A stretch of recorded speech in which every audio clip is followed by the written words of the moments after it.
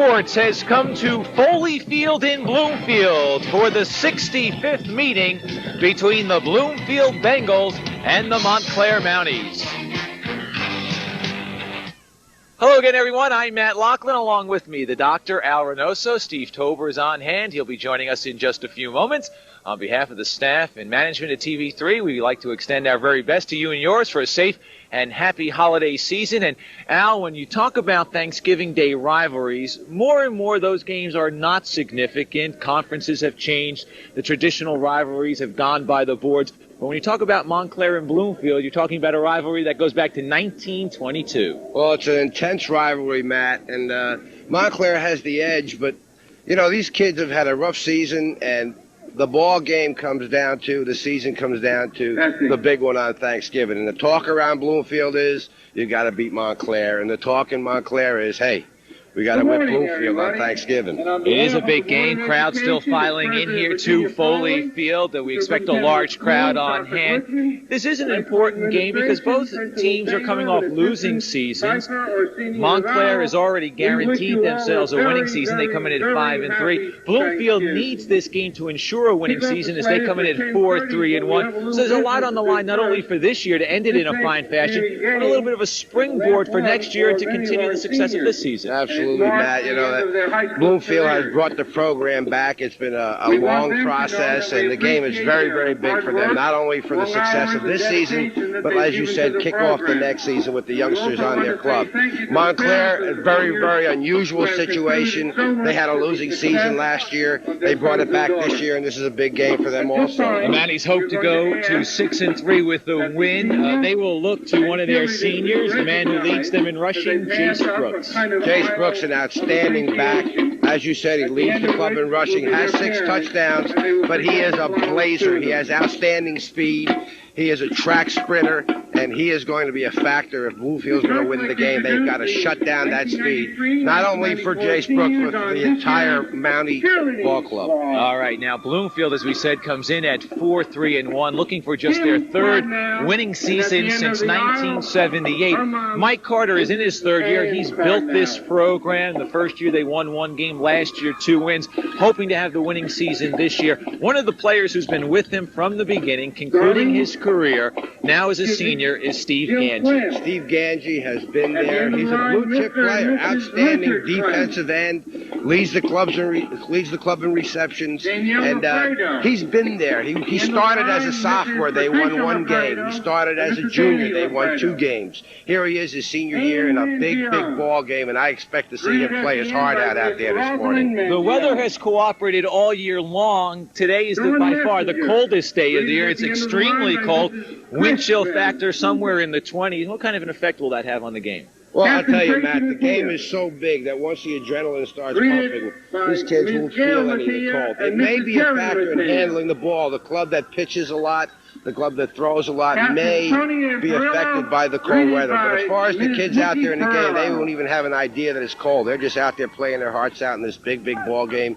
Everybody's going to be here, and they're just going to be, I think, playing their hearts out, as I said. We expect to see an outstanding football game here. The 65th time these two rivals have squared off. Foley Field, the site of 1993's edition. The old-timers are out for this Thanksgiving Day rivalry. We're glad that you could join us. We're going to take a short break. When we come back, we'll have the opening kickoff, so stay with us.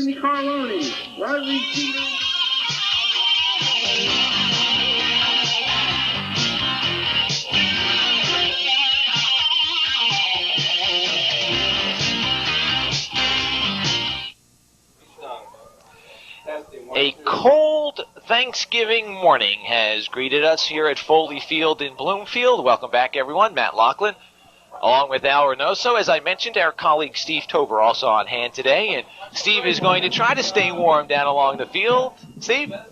Happy Thanksgiving to everyone. It is cold down here in the tundra of Foley Field, but a beautiful day for high school football. You talk about Thanksgiving Day rivalries. I know the old guard over at Biasi's restaurant last night was probably lamenting the fact that East Orange and Barringer are probably going to end after 97 years. You still have Milburn and Madison at 61 years. But from 1922 to 76, there was no series like Montclair and Bloomfield.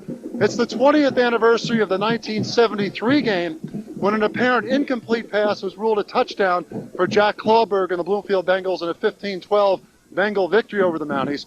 And 36 years ago in 1957, Montclair defeated Bloomfield 21-3 to create a rare tri-state championship with Clifton, Bloomfield, and Montclair in the Newark Evening News. It's a rivalry rich in tradition. It's also the 36th anniversary of the first high school telecast in New Jersey. A young Chris Schenkel was on play-by-play that afternoon. And today we move up to Matt Laughlin on play-by-play and his colleague Al Reynoso. Enjoy the game, gentlemen. All right, Steve, thank you very much. The only time that I've ever been mentioned in the same sentence as the esteemed broadcaster Chris Schenkel. Well, it is unbelievable the kind of stories that can be told when the old players get together in these kinds of games. They're just things that these young men are going to take with them, win or lose. They will take with them memories and stories of something that they can share for the rest of their lives with all the other men who played in this game. Captains meeting at the center of the field, and we'll get the coin toss in just a moment.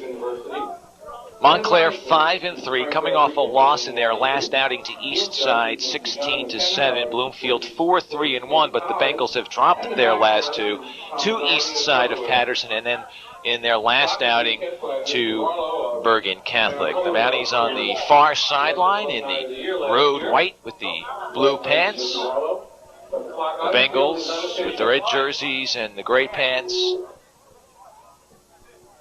And Matt, you talk about the games that they played and lost to. What an unbelievably rough schedule and conferences. This is really a football conference. Big, outstanding clubs playing real good football. Yeah, the NNJIL, the Atlantic Division, very strong indeed. And the Pacific Division is filled with strong clubs also. Mike Carter, the young head coach, graduate of Bloomfield High School back in 1979, in his third year at the helm.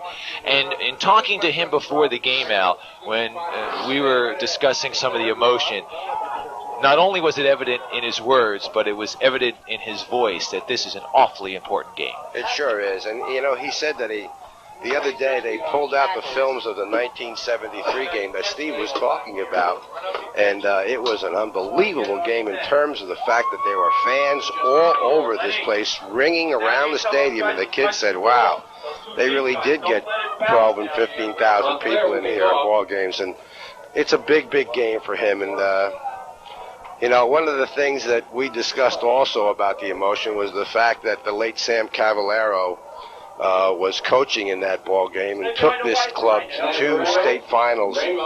And his memory is very, very strong and very deeply entrenched in Coach Carter. Damian Fry will kick off. He'll get a little help from Keeble Plummer, who will hold the ball down with this breeze.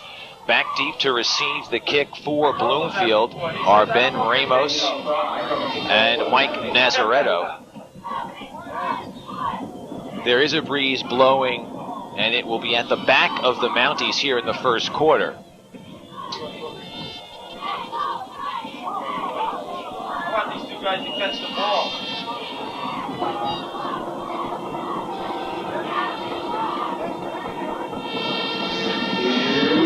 And we are underway. Nazaretto with a little trouble, backtracks to the 3. And he is brought down shortly thereafter at the 9-yard line. It'll be 1st and 10 for the Bengals, and they are pinned early, and again the wind blowing into their faces. Let's check the offensive line. Left to right, Nick Franklin, Dan Kent, Steve Strumolo, Jason Anderson, and Rashid Jones. Strumolo, the only senior on that offensive line. The backs and receivers, Jason Bratcher and Mike Martino will line up behind the quarterback. Anthony Carloni is the flanker. Ernie Stefanelli, the wide receiver. And Steve Ganji is the tight end. The quarterback is senior Mike DeGrazio. 6'1", 185-pounder, a very strong arm. It'll be tested into this wind. He has shared duties with Mike Nazaretto this year. Nazaretto more the running quarterback, DeGrazio the throwing quarterback. Right now we just have a little bit of a delay. I'm not sure what that's all about, but They seem to have corrected it. So we're ready for the first offensive play for the Bengals. Okay. He's crashing again. Bratcher with the ball. Goes across the 10-yard line. Javon Dunbar making the stop. Let's check the defense for the Montclair Mounties. They play a four-man front. They go in a 4-3 look. Stephon Foster, Paul Willis, the left side of the line. Javon Dunbar and Dorian Bearfield on the right. The linebackers, Lance Campbell, a very good one in the middle. Eric Miller, one of the best in the NNJIL. Luke Chavone is the right side linebacker. And deep, they've got Keeble Plummer, an outstanding cornerback.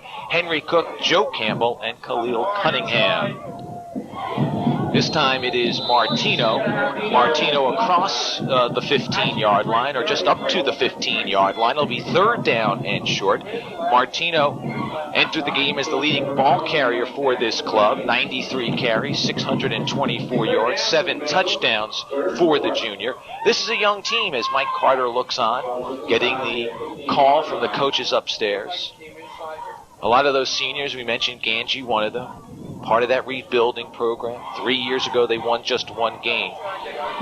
And they have every reason to be proud of the success that this team has found this year. But a lot of young kids who are looking to put Bloomfield back on the football map. Martino, one of them, and he is stopped close but short of the first down. Dunmore, Javon Dunmore, the 5'11", 190-pound senior, making the stop. Matt, Bloomfield has just run 3 dives into the middle of that Mountie defense, looking to find out how they're playing their defense and trying to open a seam for that quick break on the dive play. 3 straight dives. Augie Mitchie has trouble and is able to get the punt off, but it goes off the side of his foot. And it will be down inside the 25-yard line. And we see the wind playing havoc early on, Al. Not only that, Matt, but I'll tell you, you talked about the cold weather and how these kids aren't going to feel it. The ones who handle the ball, in this case the long snapper, is going to feel the cold weather. Let's check the offensive line for the Mounties. Rob Robotham, Javon Dunmore, Marcus Raboa, Paul Willis, Harry Coles. The backs and receivers, Laquan Jordan, Jace Brooks. The backfield, Ben Sudavar, a flex end. We'll explain that in a moment. Malik Fisher. The wide receiver and the tight end is Stephon Foster. And we have flags thrown on the play. And that'll give us a chance to identify the quarterback for the Mounties. Marvin Dasher is the QB. 6 foot, 200-pound senior, has completed 36 of 76 for 460 yards. He shares time too, but not quite as much as they do at Bloomfield. But Derek Ponton, the junior, has done a fine job in a reserve role at the quarterback spot. The 5-yard mark off against Bloomfield for encroachment. It's 1st and 5.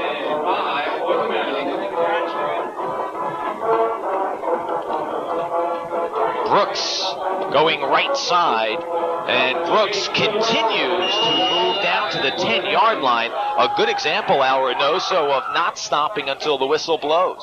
He really kept his feet moving, and the mistake that Bloomfield did was they tried to tackle him high. They stopped him. They had him stopped it, but had him high, and he kept his legs moving, as you called, Matt, and that movement moved the ball further on down the field, closer to that Bloomfield goal line. You saw the defensive line for the Bengals. We'll set the linebackers in the secondary in a moment as Brooks brings the ball down to the 5-yard line. The linebackers on the strong side, Anthony Greco. Anthony Januario is the weak side linebacker. And deep for Bloomfield, Jason Bratcher and Mike Nazaretto, the corners. Anthony Carloni is the strong safety. And Victor Meshi, an outstanding sophomore, 5'10", 170-pounder. And Mike Carter very high on that young man as we see a power I formation look. And the handoff goes to the fullback, Laquan Jordan. Jordan, 6'1", 195 pounds. He's a senior. A transfer from Illinois, came from Chicago. That's his nickname, Chicago.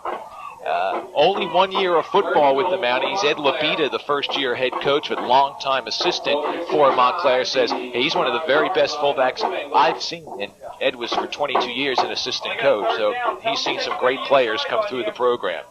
3rd down and goal. Ball inside the 5-yard line. Here's Brooks going over center, following the lead block of the fullback. Gets down to the 3-yard line. And it'll be 4th and goal. Plug it again. You know, Matt, Montclair has not tried to run very wide yet. They have not tried to sweep. They've gone off tackle. They've gone into the middle of the line.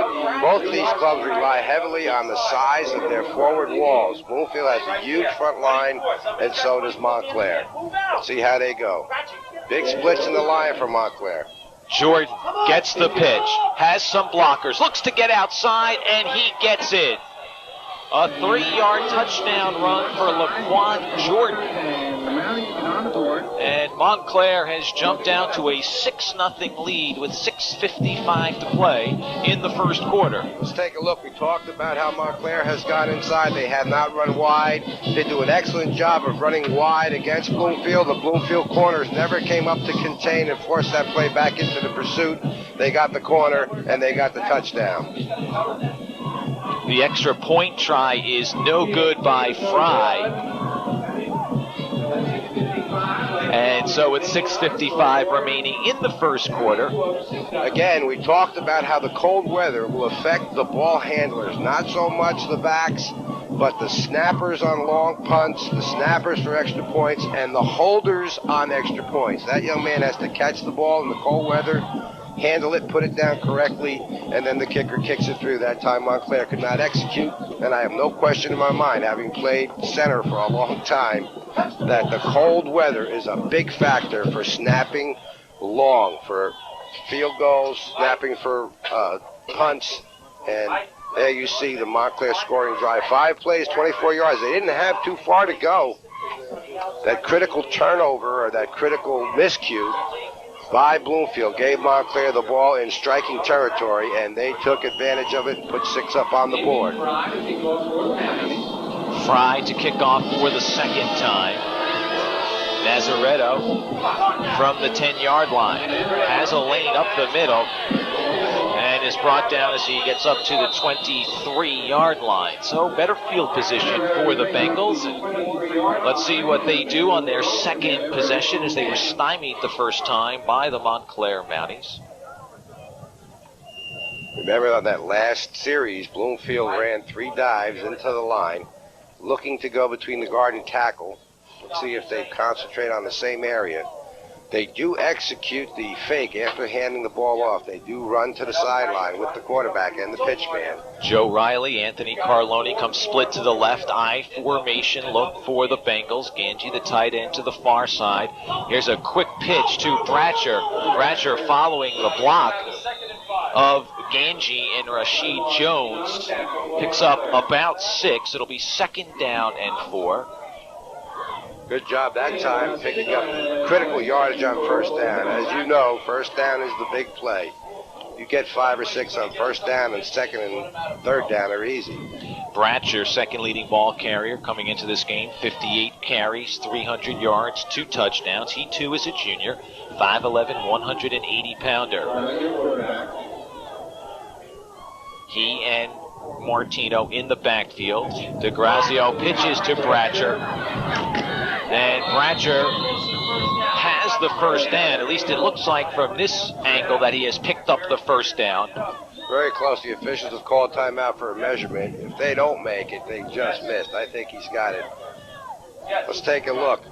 Watch how the pitch comes late enough for him to turn the corner. He has contain out here, but that contain man gets drawn in by the quarterback, and he very intelligently pitched after the quarterback contain man came in, and that's how they got around the corner for the necessary yardage for the first down for this Bloomfield Bengal ball club. Ball up to the 34-yard line. Meshi comes in as a flanker. He goes out to the right side, joined there by Ernie Stefanelli.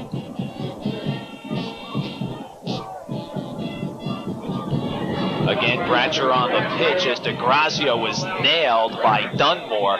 DeGrazio does a good job of waiting to the last moment. Dunmore all over him. But at the last minute, he pitched it to Bratcher, gain of about a yard. Good job by Lance Campbell. Watch him come up from that linebacker position, right here. He comes inside out. Does a great job of getting over there and making the stick.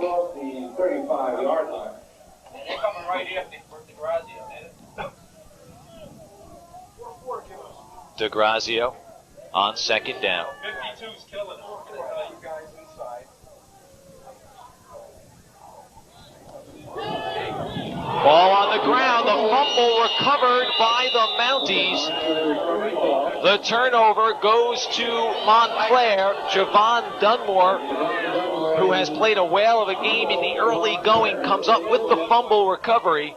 It looks like Martino didn't think he was supposed to have the ball. See the way he kept running with it? He thought that the ball was pulled back out by the quarterback. And that's why he never turned around and grabbed the ball. It was one of those deals where they fake the ball into the line and actually go 2 steps forward with the contact, with the what they call the mesh of the fullback and the quarterback. And consequently, the fullback, Martino, did not think he had the ball, and that's why he didn't even bother to look back when the ball came back out of there. He thought the quarterback pulled it out. From the 37-yard line, T formation look, and Laquan Jordan close to a first down. First time we've seen the T look for Montclair. We saw a graphic earlier, Al, that showed Montclair leading the series 41-22-1. Montclair won last year 13-0. Bloomfield won 12-0 in 1991.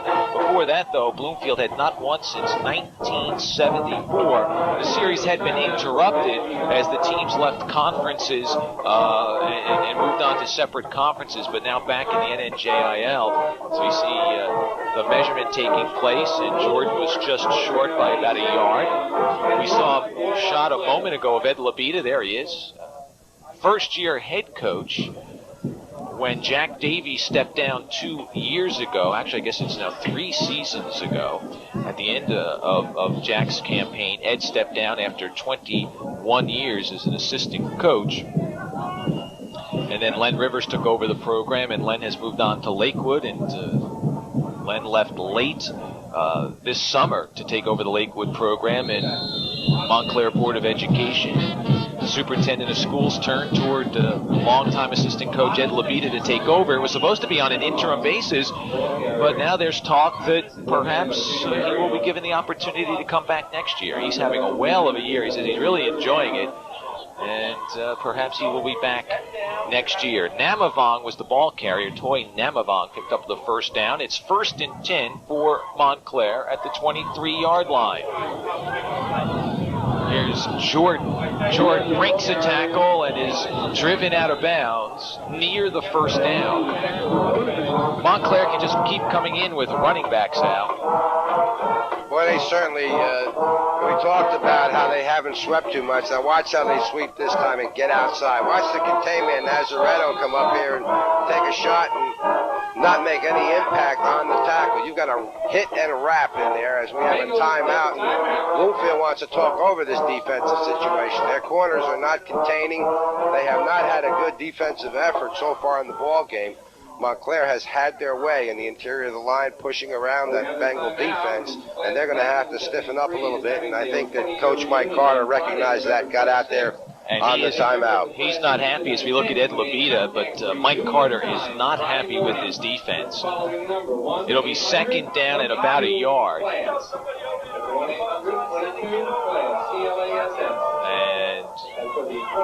And Coach Carter is upset with his club.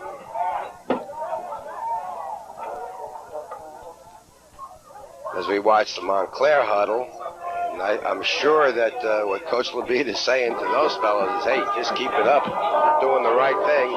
There we see Mike Carter talking a little bit to his boys about the work they've done in the weight room and the work that they've put together all season.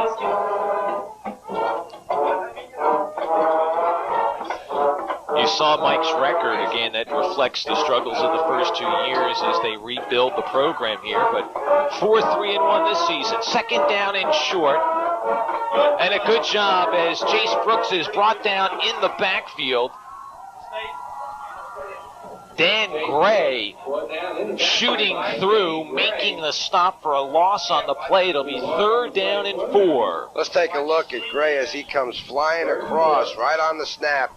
You see him right there. It looked like they had a stack they put the tackle in the gap and put the linebacker right behind him, and that oftentimes makes it hard to block him, and that time he just filled real quick, made the stop. Dasher looking to throw, incomplete. Foster was open inside the 10-yard line. He had trouble handling the ball. He had the first down, but he dropped it. It'll be 4th and 4 with the ball at the 17-yard line. Dasher really drills the ball here. Watch how he turns his shoulders and drills the football. And we talked about the cold weather. The receivers are going to have to catch that ball, and that ball came real hard. Bounced right off his shoulder pads. The Mounties will go for it. 2:14 to play in the first quarter. They lead by a score of 6-0. And Dasher trips and falls. I think he got caught up in his, either just caught up in his own feet, or perhaps he tripped up a little bit over the center's feet. But he loses his balance and falls down back at the 24-yard line, and that's where Bloomfield will take over.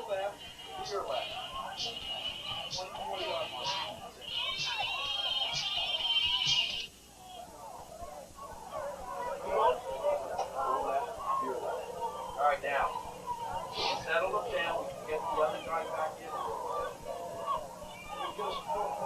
Michael? 1:45 to play in the first quarter. Montclair leading by a score of 6-0. Third possession for the Bloomfield Bengals.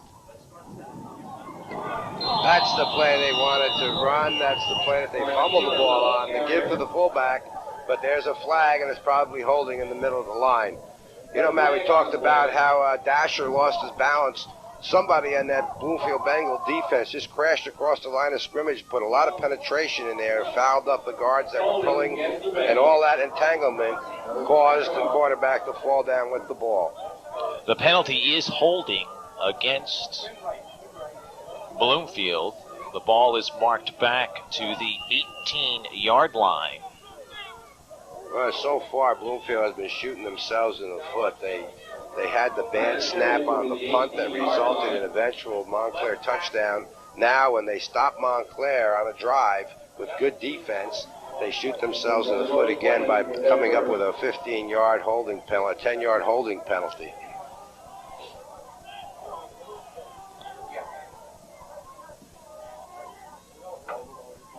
One minute left in the first quarter. DeGrazio wafting one for Ganji, incomplete. So the clock stops with 53 seconds remaining. At the start of the second quarter, Steve Tober is going to be joined by Frank Trapuka, the former great Bloomfield Bengal, Notre Dame Fighting Irish football player, and he's got some athletic clan there. Spoke to his youngest son, Chris, earlier. Chris, very happy. Boston College, from where he graduated, defeating Notre Dame. I said, what did Dad owe you on the bet? He said, nah, nothing but a phone call. Just a simple phone call. And, of course, Kelly Trapuka, TK, and Tracy and Todd. And the Trapukas will tell you that their sister was the best athlete of them all. Let's see what we got here from Bloomfield. They threw the ball. Looks like this is the throwing set here. And DeGrazio dragged down from behind on the play by Adrian Seaborn. Seaborn, a 6'3", 205-pound junior, an outstanding player, did not play last year. Came out for the team briefly and then elected not to play, but back out this year, and he is a fine prospect. He was a great freshman player, and people said, look out for this guy. And he's starting to make a name for himself now. At 6'3", 205, I mean, if he just fills out a little bit more, he's going to be a super blue-chip player because he's got terrific speed. Third and long. DeGrazio brought down on the play, and it'll be a punting situation as the defense comes up big one more time for Montclair. Luke Chavone making the stop, the 5'11", 185-pound junior, right side linebacker. Mitch Guion for his second punt as we take a look at the replay. There you see Chavon doing a great job. He had to check the quarterback, look out for the pitch, and he was in perfect position. When the quarterback kept the ball, he was there. Mitchke has some time, gets off a good punt into the wind. It takes a Montclair bounce, and it's downed on the play by Anthony Ginuario. 3 seconds showing on the clock. Ball at the 44-yard line. Once again, very good field position for the Montclair Mounties. They lead by a score of 6-0 here at Foley Field. Are you glad that you could join us for this Thanksgiving Day rivalry? And as the ball is marked down, ready to play, the official signals wind the clock down, and the final 3 seconds tick off. So the first quarter has come to an end. We're going to take a short break. We'll be back with more right after this.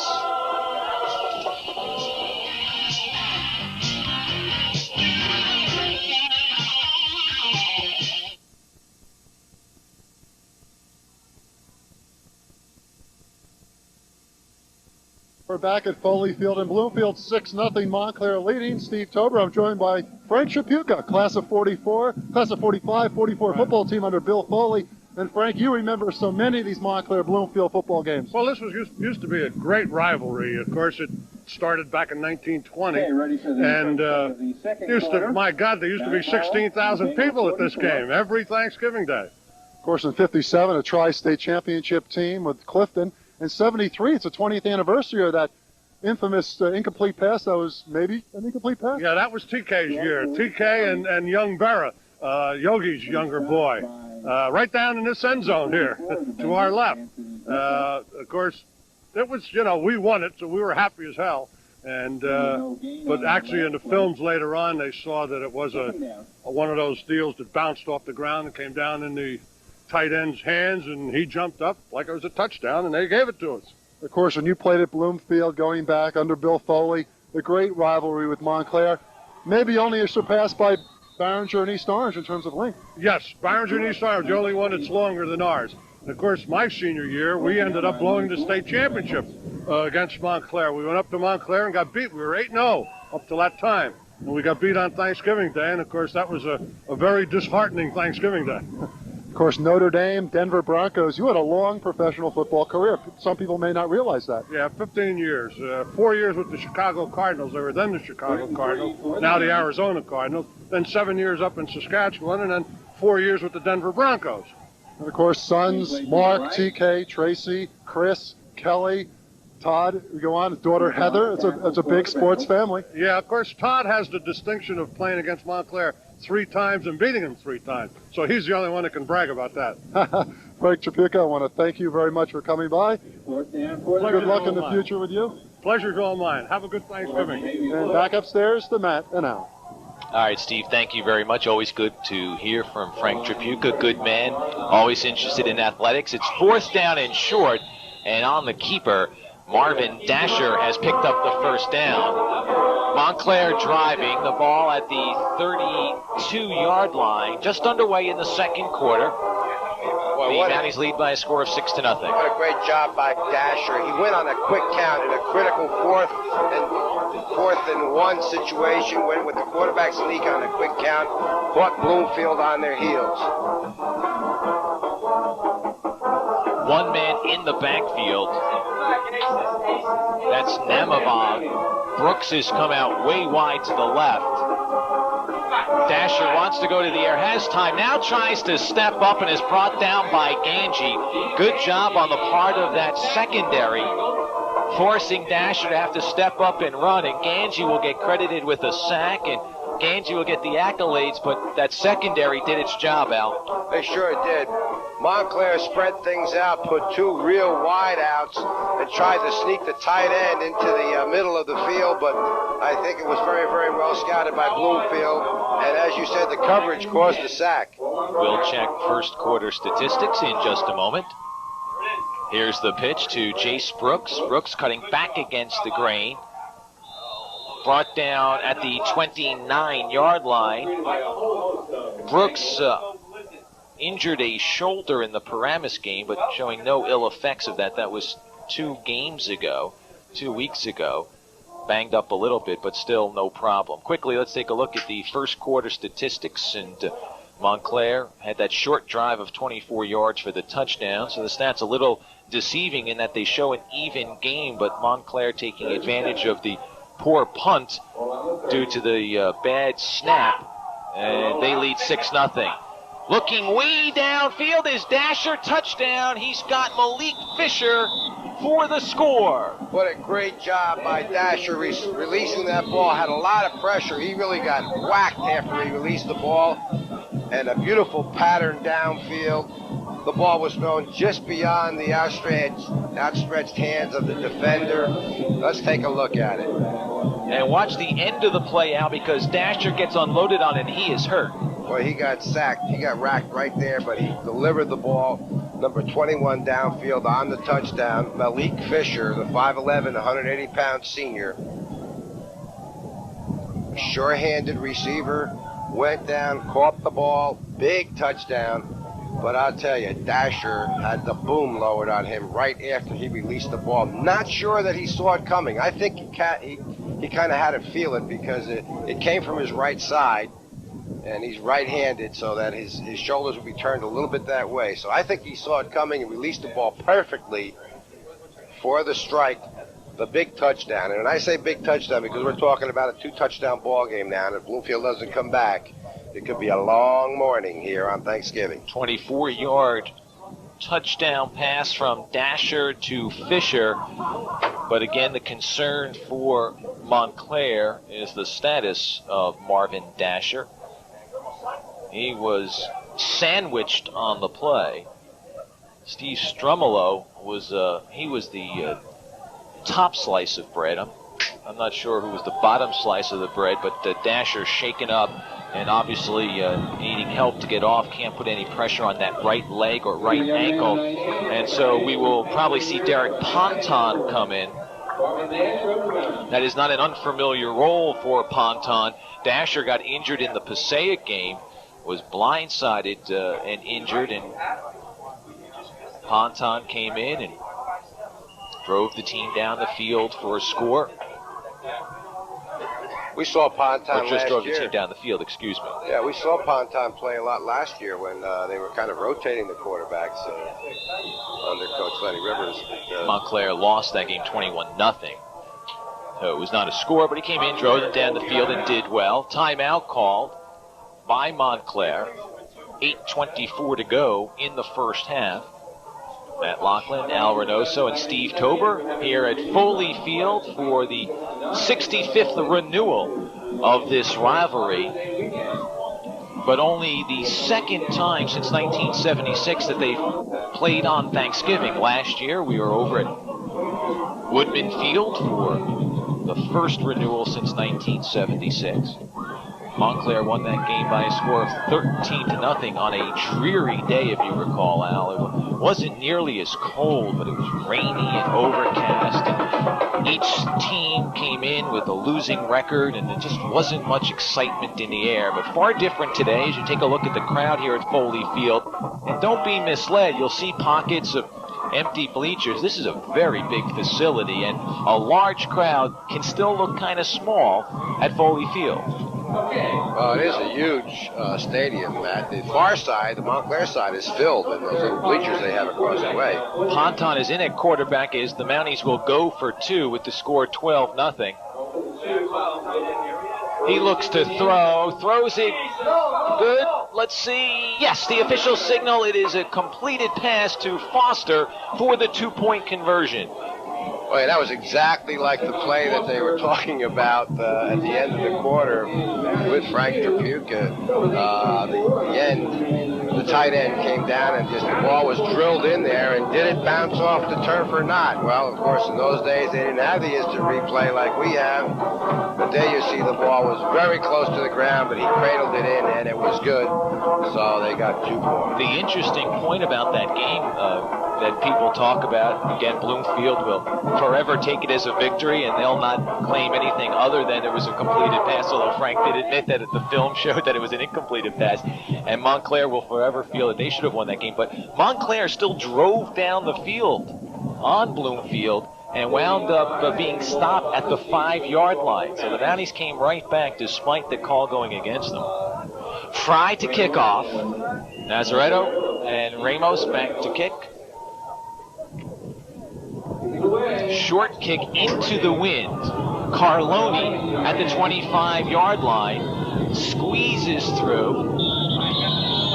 And his forward progress is marked stopped at the 34-yard line, and a late flag thrown on the play as a little pushing and shoving takes place afterwards. And we'll have to check this out. If it goes against Bloomfield, it'll push them back, but if it's marked off against Montclair, it'll move the ball forward. The personal foul, unsportsmanlike conduct, indicated against Montclair. And the ball will be marked out to the 45-yard line. What happened that time, it looked like Joe Campbell, who was a defensive back, right at the end of the play, just swung his arm in there as if to try to go for the ball, but it looked very much like he was trying to inflict damage to the ball carrier. Consequently, the officials saw it and threw the flag. So good field position for the Bengals. Here's the pitch to Bratcher, spins, but brought down for a loss of a yard on the play. Let's check out the scoring drive. 7 plays, 44 yards, 14-0. Montclair leads. The Fisher reception from Dasher. Dasher shaken up on the play. Lance Campbell did a great job on that last play, number 34. Is actually now starting to challenge the Bloomfield club to run his side. I watch him out there, and he says, come on, come this way, come this way. On second down, right up the middle, Bratcher for a first down, and he continues his leg drive to the 40-yard line. Now, that was a huge hole. They ran that trap up inside. Now, they've been running on the straight handoff, and that time they faked the handoff, came back with the trap on the other side, a little counterplay, and they, as you said, Mac, open a huge hole. There you see the pull across, and they just take it upfield. Jason Anderson with that trap and open up a huge hole and get that big yardage. Anderson, the right guard. Here's Bratcher again, diving forward inside the 35 to the 33-yard line. It'll be second down and 3. And a flag thrown on the play, and another flag thrown on the play. And we'll have to check out what this is about. One of the officials angrily speaking, or at least in very strong terms, speaking to the Montclair Mounties. We have an unsportsmanlike conduct foul again against Montclair. And so this will be a first down. And Mike Carter looking on. Happy that his team will now be knocking on the door as the big penalty is marked off against Montclair down to the 18-yard line. It'll be 1st and 10 from that spot. The Montclair players have lost their composure here and are actually arguing with the officials, and it's just making things worse for them. They've got to calm down. It may not be a bad idea to call a timeout, get a coach out there and speak to these young men, because they're very emotional, and right now they're having words with the officials, which is not what you want to do in this kind of a game. Bratcher, 7 carries, 36 yards. Martino driven back by Dunmore. Javon Dunmore with help from Stefan Foster and Keeble Plummer driving Bratcher back. Montclair that time came with a safety blitz, and the blitz man never got to the point of attack as Bloomfield handed the ball off to their right, and the blitz came from their left. 5:50 to play in the first half. Carloni comes in with the play for DeGrazio. Bloomfield trailing 14-0. Hope you're enjoying your Thanksgiving Day holiday, and glad that you could join us here on TV3. Bloomfield needs this touchdown, Matt. They've got to go into the to halftime with the points on the board. Movement. Let's see who moved first. Stefanelli on the far side. The wide receiver jumped off, but the Mounties also jumped off, and it's encroachment against Montclair. So the Mounties with 3 big penalties following that second touchdown. A personal foul for unsportsmanlike conduct on the kickoff, a second unsportsmanlike foul during the drive, and now an encroachment penalty And certainly that has aided Bloomfield's cause as the ball is now at the 14-yard line. Ed Levita looking on, upset that his team has lost its composure here on this drive.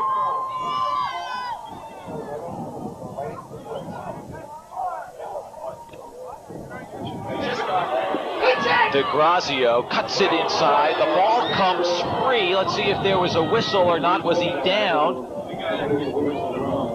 The officials will uncover the pile. No indication that he was marked down. It looked like the ball was, his knee was down before the ball came loose, or the ground caused the fumble, and that automatically negates the possibility of the fumble. You know, we talked about how Montclair has lost their composure. On the other side of the ball, Bloomfield has shown great discipline. I mean, they could have swung back at whatever that push or shove was. They could have gone offside on that encroachment penalty, but they held their ground. It looks like we're going to get a timeout here. Yeah, Bloomfield calling a timeout. It looks like DeGrazio's hurt. Looks like he got banged up when he went down to the turf. The ball was ruled a fumble, but Bloomfield recovered at the 9-yard line. It's third and about a half yard to go, but DeGrazio was shaken up on the play. And looks like he got a little stinger on that right elbow. And he is being attended to. Nazaretto is the backup quarterback. Nazaretto comes trotting out onto the field. So DeGrazio will come off, and Nazaretto will handle the snap. And boy, what a critical time for something like that to happen. Yeah, you're right, Matt. It's an important drive.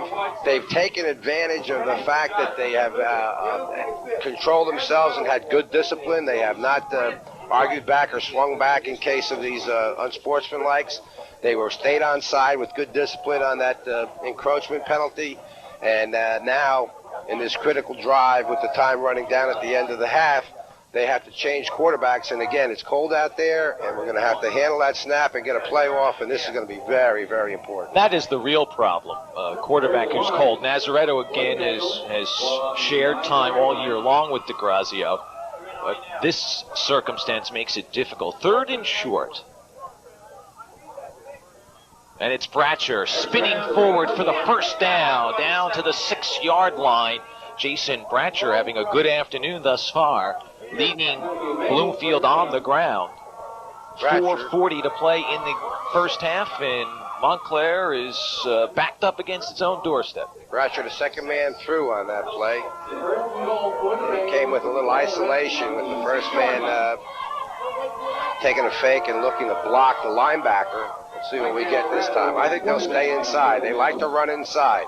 39 yards this afternoon for Bratcher. Nazaretto pitches it to Bratcher, who is brought down. A loss on the play. Joe Campbell, the senior free safety, making the stop. A little bit of a late pitch. Yeah, not only that, Matt, but it was a late and high pitch. That pitch came up very, very high, and it was a great job by Bratcher just to catch the ball. So it'll be second and goal from the 10. Let's take a look. Here's the snap. Now watch how high that pitch is, right up in his face. And he did a great job of holding that ball in and not fumbling. 4-minute warning given to both sidelines. 4 minutes remaining in the first half. I formation. Here's the pitch to Bratcher. Martino, the lead blocker, and Bratcher is down to the 4-yard line. Third and goal from the 4 for Bloomfield. And while it is still in the first half, Al, you mentioned it earlier, very critical drive. Bloomfield down 14-0. They've got to get some points, and I don't think they're thinking field goal. And you know what, Matt? Montclair is defending the wide field, and Bloomfield had good success on that last play by pitching back to the short side. Well, let's see what they come up with now. Third down. They still have another down after this one, but they can't lose yardage. Here's Nazaretto, dives forward to the 1-yard line. Lance Campbell jumped on his back and rode him down to the 1. It's fourth and goal from the 1. Augie Mitchke is an outstanding kicker. It would almost be automatic. It would be less than an extra point try. But I think they want 6 and not 3. You know, Nazareno did a great job, and I think that's the way you can go against this Montclair club. Start out wide and cut back against the grain. You can find a seam there. Here it is, big play. Full house backfield. Anthony Greco in there as a blocker. It's Bratcher who goes in from 1 yard out. And the deficit is narrowed to 14-6. Great job by Bloomfield. They lined up in the wishbone full house. Let's take a look at the way he just stays to the outside and takes it in. A lot of blocking up front, and he just keeps going and going and going and gets to that corner. For Bratcher, his third touchdown of the season, third rushing touchdown of the year. Taking a lot of time. They better call timeout or they're going to have a penalty. Yeah, they're going to call a timeout. Timeout signaled as Mitchke had a little trouble getting the shoe on and getting out onto the field. So Bloomfield utilizes a timeout. There's Mitchke, the extra point kicker, very good kicker. But I don't know that Mike Carter wanted to utilize a timeout with 2:28 and the clock stopped, remaining in the first half. You know, Matt, with a kicker who's that good, a 5-yard penalty isn't going to hurt too much. The wind is not a big factor. In fact, the wind is to his back. So if they need that timeout later on in the ball game, although they're going to kick the ball off to Montclair, they could have easily absorbed that penalty, taken the 5 yards, and he's still the kind of kicker that would make a big difference as we look across the field at one of the Bloomfield players in his crouch position watching the proceedings for the extra point. No, that is Mitchke. He's lining things up. That's an end zone shot. Oh, right. I'm sorry. That's from our end zone. He's just sitting there looking at setting the tee down. What he's got to do. Making sure it's lined up right. Yeah, that looked like the sideline, but it's our super end zone camera shot. Meshy to hold. High snap does a good job getting it down, and it is good. You know, there was a Montclair kid who penetrated and looked like he may have been able to block it, but he just kind of stopped. It's getting cold out there. Let me not jump on the ground. So the big crowd here on its feet, applauding the Bloomfield scoring drive. 66 yards, 10 plays, aided by 35 yards in penalties.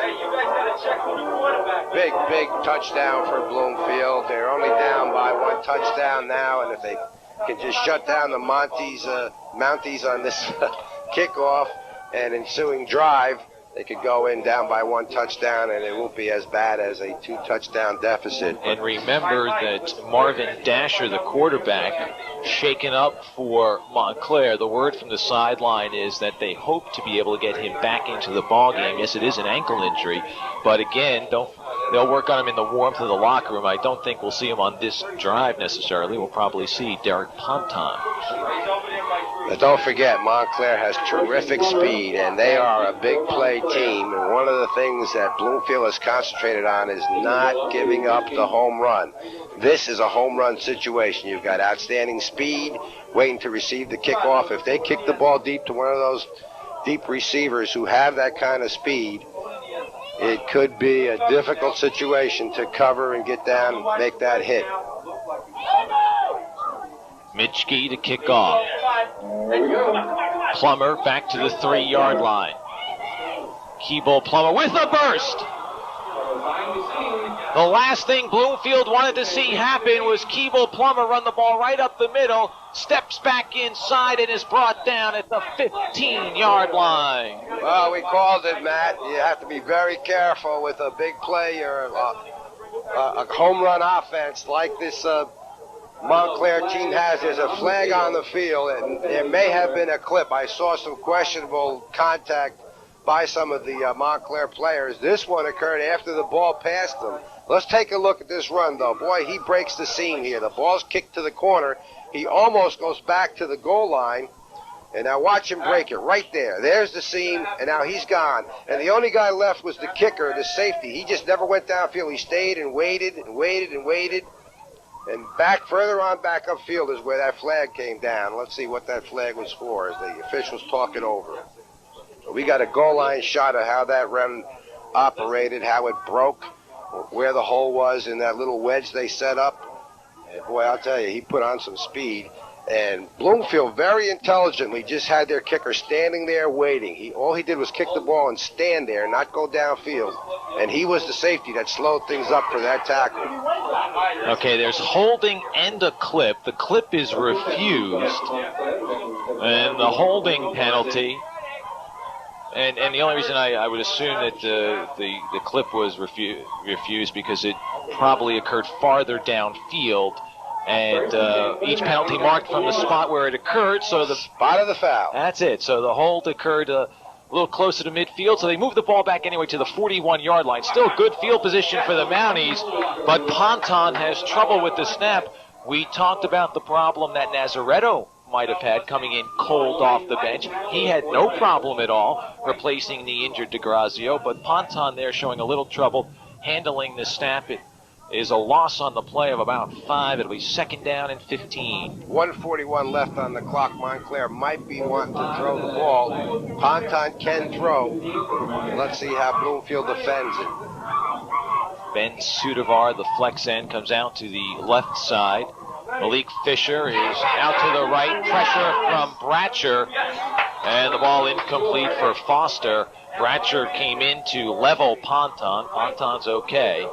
It'll be 3rd down and 15. 1:18 left to play in this first half. Great job by Bratcher coming from the outside all the way across to make that hit. And that hit definitely is the reason that the ball was not thrown well. That's DeGrazio on the sideline. We're told that he's okay, that the right arm's no longer bothering him. 3rd and long. Setting up a screen for Jordan. Read well by Greco. Anthony Greco stayed home, then got help, and it'll be 4th down. Good job by Strumolo also. Greco held him up, and Strumolo came out of the middle from his tackle position. Flew across there and made a hit from the inside out. 49 seconds left on the clock. Bloomfield might get the ball in time that they'd want to have that timeout they called on the extra point. 40 seconds remaining. The clock is unofficial. Ponton on for the punt. End over end. Nazaretto has it go through his legs. Question is, did he touch it? He now dances out of the way. And it's Montclair's ball. The ball goes to Montclair at the 5-yard line. Nazaretto says, I didn't touch it. The official says, you did, son, and it's Montclair ball. You know, he may not have touched it with his hands, but it looked like it hit his leg as it went between his legs. And here we are, a critical situation. Let's take a look how that ball does go through his legs and whether or not you can see the contact. Boy, I'll tell you, if he touched it, he's acting like he didn't. He's acting like he didn't, but the official said, no, that ball hit you. So with 27 seconds on the clock, Montclair has the ball, 1st and goal, and a situation that we thought Bloomfield was going to be able to go into the halftime with is going to be a lot tougher to do at this time. It looked like perhaps that ball grazed off his ankle. Hard to tell with no slow motion replay. We know that that's in the 94 budget, but it did appear as if it glanced off his right ankle. Now, he went back after the ball and then stepped away from it as if, well, I didn't touch it the first time, so let me just get out of the way, and let's just take the ball over deep in our own territory and not worry about it. But the officials have ruled that he did touch the ball. Montclair recovers, and they move the ball down to the 3-yard line. So the Mounties with the ball at the 3. Unofficially 27 seconds showing on the first half clock. I formation look. What a killer score this would be. Ponton keeping it. Juking out. And Ponton goes in. Ponton lost the ball as he was nailed once he got into the end zone. But a touchdown ruled by the officials. Ponton slow getting up. He was drilled by Carloni. Big touchdown. Big touchdown. And Ponton looks like he is going to get sacked here. Watch how he just gets away from the pursuit. Right there. gets away, looks for it, comes in, and boom. He got welcomed to the end zone, but too late. He had already crossed the line. He fumbled the ball. Doesn't matter. He broke the plane, and that touchdown is big. So the training staff attending to Ponton, Dasher has already gone off with an injured right ankle. Again, we're told that they think that he'll be okay and able to return in the second half. Ed Labita more concerned now with the status of Derek Ponton, and I'm sure a secondary thought is if Dasher can't go and Ponton's out, he turns around and says, "Who's our third-string quarterback?" That's like the NFL What's his nowadays. name? What's his name? Because we got to get him. We got to get him some quick reps. We might see, like you used to see in some of the old high school coaches. You know, we might see them scrimmage in the end zone at the halftime just to get the third-string quarterback some reps. I saw an interesting cartoon on the sport page of the Asbury Park Press recently where the coach calls over a player and he says, "Are you the backup to the backup to the backup to the backup of the quarterback?" And the guy says, "Yeah." He says, "Well, you're in." Well, Ponton now sitting up, maybe just catching his breath as we tell you about our state football championship coverage. Next week, New Providence goes to Roselle Park for the North 2 Group 1 championship. Roselle Park, the defending champ. They've won 20 straight games. And that will be seen Saturday, December 4th at 8 p.m. and Sunday, December 5th at 7:30 p.m. The other half of our doubleheader, Manasquan against JFK. That's a Central Jersey Group 2 championship matchup. Saturday at 10:30 p.m. and Sunday the 5th at 9:30 a.m. Ponton came off the field under his own power and needed no help and kind of jogged off, so he appears to be okay. Fry on for the extra point, and it's good. The extra point is good, makes the score 21-7. There was a little pushing and shoving after the play, and this rivalry is fairly obvious on the field. Just a little chat about directions up or down Bloomfield Avenue on Actually, wanted to Thanksgiving. know who was bringing the giblet gravy.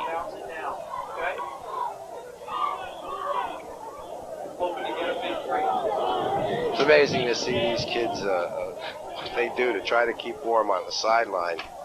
They jump around and all kinds of different gyrations, and they're fired up. I'll tell you, it's a big rivalry, and these kids are here to play. And just when Bloomfield looked like they were going to get momentum and climb back into the ball game, they shot themselves in the foot again. And they have been doing it all first half and are lucky that it's not worse on the scoreboard. Well, Bloomfield gives up the big kick return.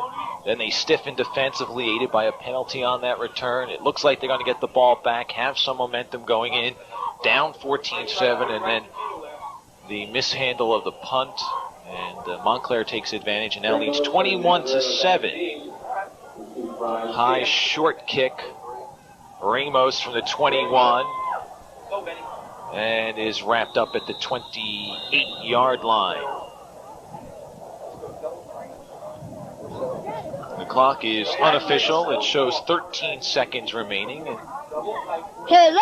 looks like we've got some Mounties down on the field. Just a little slow in getting up. Actually, they just had to get untangled a little bit.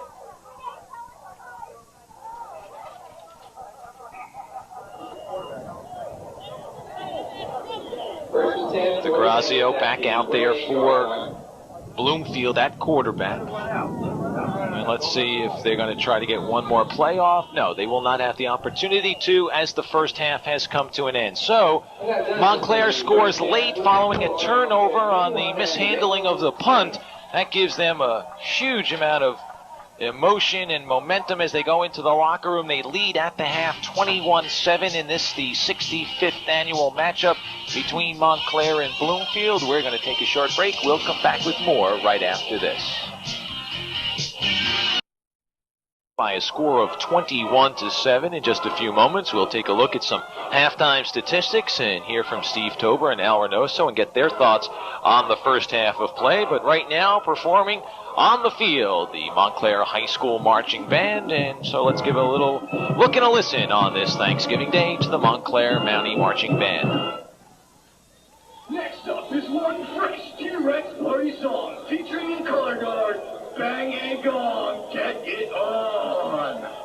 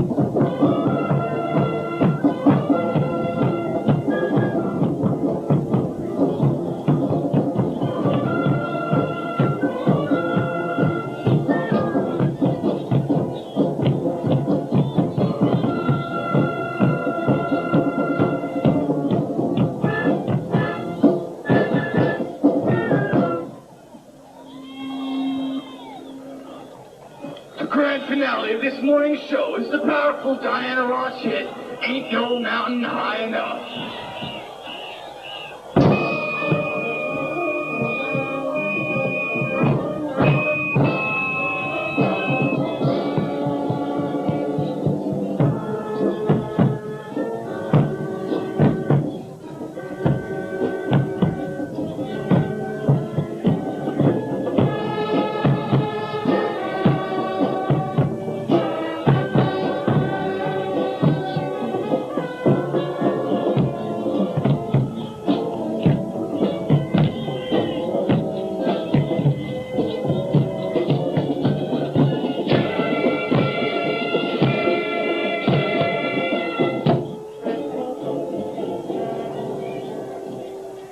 Back at Foley Field in Bloomfield at halftime with a score Montclair 21, Bloomfield 7. Steve Tober and Al Reynoso. And Al, a first half statistically not that much to talk about, but the turnovers for Bloomfield, two of them really hurt. Critical turnovers. We talked about it in the first half during the ball game. Bloomfield's been shooting themselves in the foot. Don't forget, Montclair has had 5 possessions in this ball game, and all 5 started in Bloomfield territory. I think you told me the average was around the 30-yard line.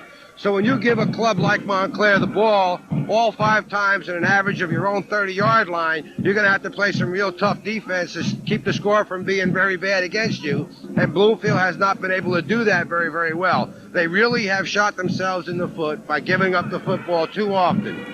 Now you look at the stats, 51 yards rushing for Montclair, 57 for Bloomfield. 29 for Montclair, nothing for Bloomfield. Of course, that 29 yards coming on the Malik Fisher from Marvin Dasher touchdown pass in the second quarter. And Bloomfield comes back, mounts a nice drive, aided by 3 Montclair penalties, cuts it to 14-7 on a Jason Bratchler 3-yard run. But then on the ensuing kickoff, the fumble by Mike Nazaretto at the 3-yard line. Big play of this first half. Big play. And we said in the beginning of the ball game that the cold weather would not affect the players too much once they got in the game. But it is affecting the players who have to handle the ball, especially long distance. The snap for the punt, the receiving of the kickoffs, the receiving of the punts. Those are the things that have worked against Bloomfield, and they're going to have to correct that in the second half to be in this ball game. Montclair goes in on a Derek Ponton run to make it 21-7. Ponton a little banged up in the chest area, stomach area on a hit. Marvin Dasher had hurt his ankle earlier, the first-string quarterback for Montclair. But it just seems Montclair's a little deeper possibly in the backfield than Bloomfield, Al. Montclair does have a lot of backs, and we mentioned that they can bring in a lot of halfbacks if they just want to use their speed. They have not really been able to make speed a big factor so far, but they have some terrific backs. They've got a lot of depth back there, and if they want to start using their speed, they can just start running as wide as they want to and see if they can just get around this Bloomfield defense. We're at halftime, 21-7, Montclair leading Bloomfield. We're going to come back with some halftime interviews right after this short timeout.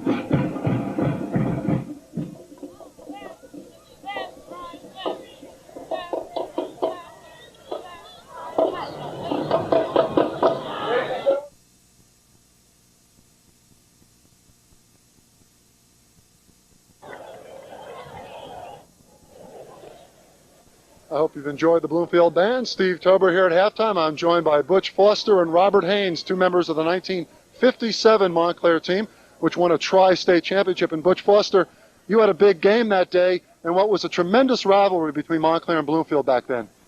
Well, year after year, Bloomfield has always been one of our big rivalries, and we looked forward to really getting out there that day, especially after Montclair had been beaten by Clifton. So we were really looking forward to this game, and luckily I had a good day. Rob had a good day. The team played well, and I think that's what was important, that we were up for the game. And here we are once again back here in Bloomfield, so it's really great to be here. Of course, there were the famous Haynes twins, Robert and Richie.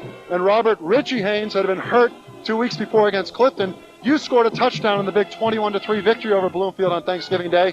A big season for the Haynes twins. It was. It was our last season, and we had to beat Bloomfield in order to get into the final championship. And we did. It was a tough game, but Foster and Julian Longeway were able to beat them. Of course, it was 21-3 that day. You tied in the Newark News #1 in New Jersey with Clifton in Bloomfield. And you and your brother Richie went on to sign baseball contracts with the Philadelphia Phillies. Yes, we did. And I played 3 years, and he played 4. And then we got married. And we took another step in life. Most of us now have children and some grandchildren. Butch Foster, of course, you had a big afternoon that Thanksgiving Day game at fullback. You filled in. Richie Haynes was down. You come in, have a tremendous afternoon. Tell us about the atmosphere that day at Bloomfield. Well, I'll tell you, first of all, the stadium was packed. So coming in here, we were really fired up, with all the fans from Montclair being here. And it was just a matter of getting out there on the field and doing what we had to do. And, of course, we had Clary Anderson, who really came up with some really kind of trick plays, because I don't really think that Bloomfield was expecting some of the things that we did, especially not running out of the tee, which really, I think, threw them off enough for us to kind of win the game. Didn't they say that you guys practiced with the lights outside Woodman Field from the car lights from Butch Fortunato and Clary Anderson's cars? That must have been some experience. Well, it was. It really was, because it gets dark early this time of year, so the stadium was not really equipped for lighting, so they just brought cars in and turned on the lights, and we continued to practice late into the evening, and it paid off. It really paid off. We came down here prepared. We knew what we had to do. We did it, and the end result was that we won the championship. Well, we split it anyway. Steve Tober at halftime. I'm joined by Butch Foster and Robert Haynes, both members of the 1957 Mountie football team. And Robert Haynes, a great tradition of Montclair athletes, Aubrey Lewis, Garvey Craw, Lenny Coleman.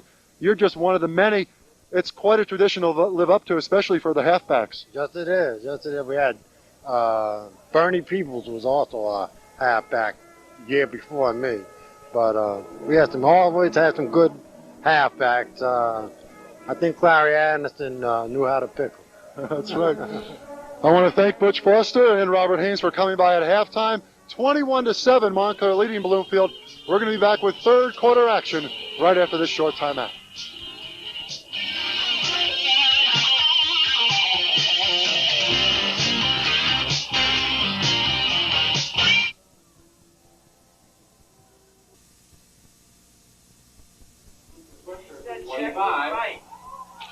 Crowd settling back in. Big crowd on hand here today. Concession stand doing a bang-up sales job.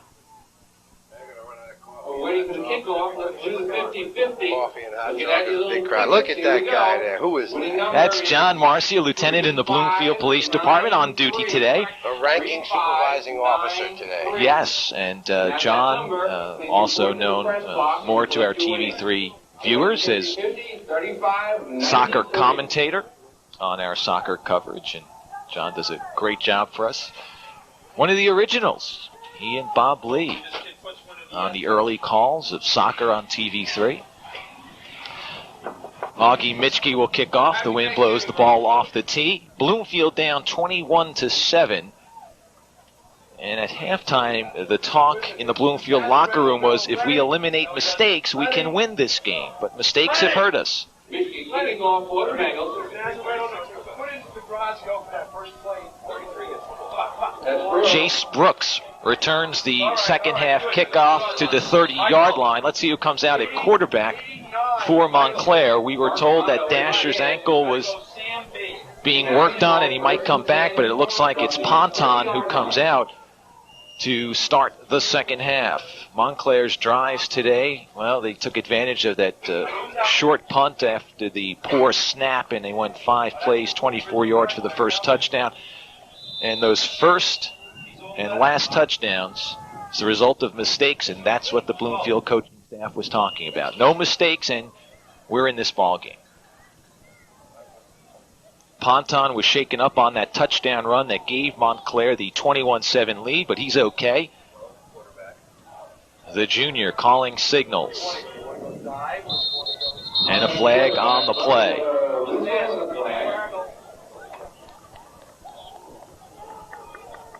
Looks like it's against Montclair. One of those penalties where, you know, they don't have the mouthpieces in their mouth. That's what it was. Or something. Failure to wear the required equipment. 5-yard penalty. Saw the official run over to the young man and say, "Hey, where's your mouthpiece?" "Ooh, I forgot it." Mike DeGrazio, the quarterback, looking on as the coaching staff goes over some of the first plays they're going to call once they get the ball back. John Fowler comes in motion. Ponton rolling out. Eludes some pressure. Boy, he's got happy feet. He dances around quickly back there. A lot of quickness from Derek Ponton. Very good job by Bloomfield containing that little bootleg that he tries to utilize to get outside, give himself some room to set up and throw the ball. Mike Gould credited with the stop, and Ponton limping just a little bit, little gamey. Gould, a 6'3", 215-pound senior, the right defensive tackle. Unlike the offensive line, which is made up of 4 juniors and a senior, the defensive line, all seniors for Bloomfield, playing their last game for the Bengals. Brooks up near the original line of scrimmage. It'll be 3rd down and long. You know, Montclair set up with, on that first play, the one that was blown dead for the mouthpiece penalty, they came with motion. Bloomfield did not make any kind of adjustment. In that last play, Montclair put 2 twin receivers way down to the bottom of the screen, far away from the ball. And Bloomfield covered with 2 backs. Namavong, the only man in the backfield. And the handoff goes to Namavong, and Namavong wrapped up by Gould with help from Mitchke, and it'll be 4th down in a punting situation. So Bloomfield does a good job defensively on this first series.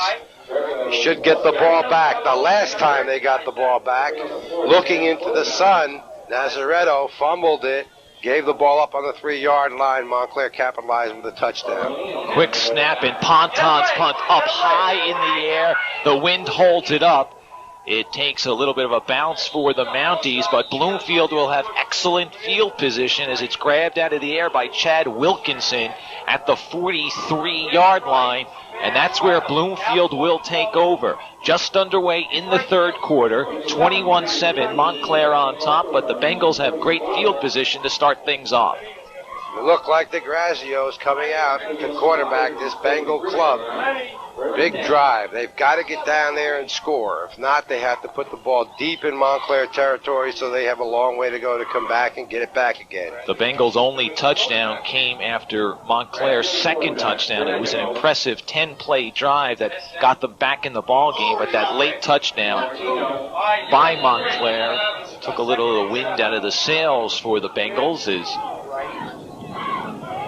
Mike Martino brings the ball down to the 41-yard line for a 3-yard pickup. They went on the slant-off tackle for their first play. Don't forget, in that drive, there were 3 big Montclair penalties, two actual long ones and 1 5-yard encroachment penalty, but nevertheless, the points went up on the board. And let's see what Bloomfield does on 2nd down. 2nd is about 7, as you called it, Matt. 2 receivers to the bottom of your screen.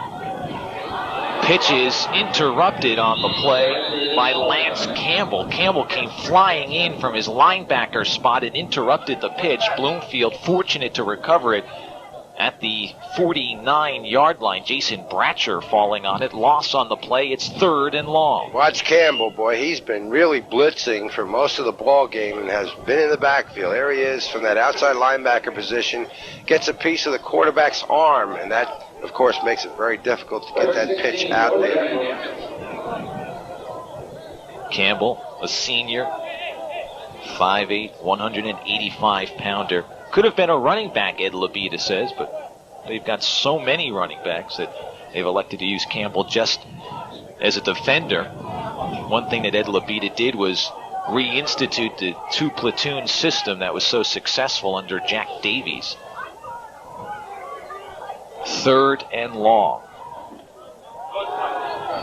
Rolling out, trying to avoid the pressure is DeGrazio, but he's wrapped up by Dunmore.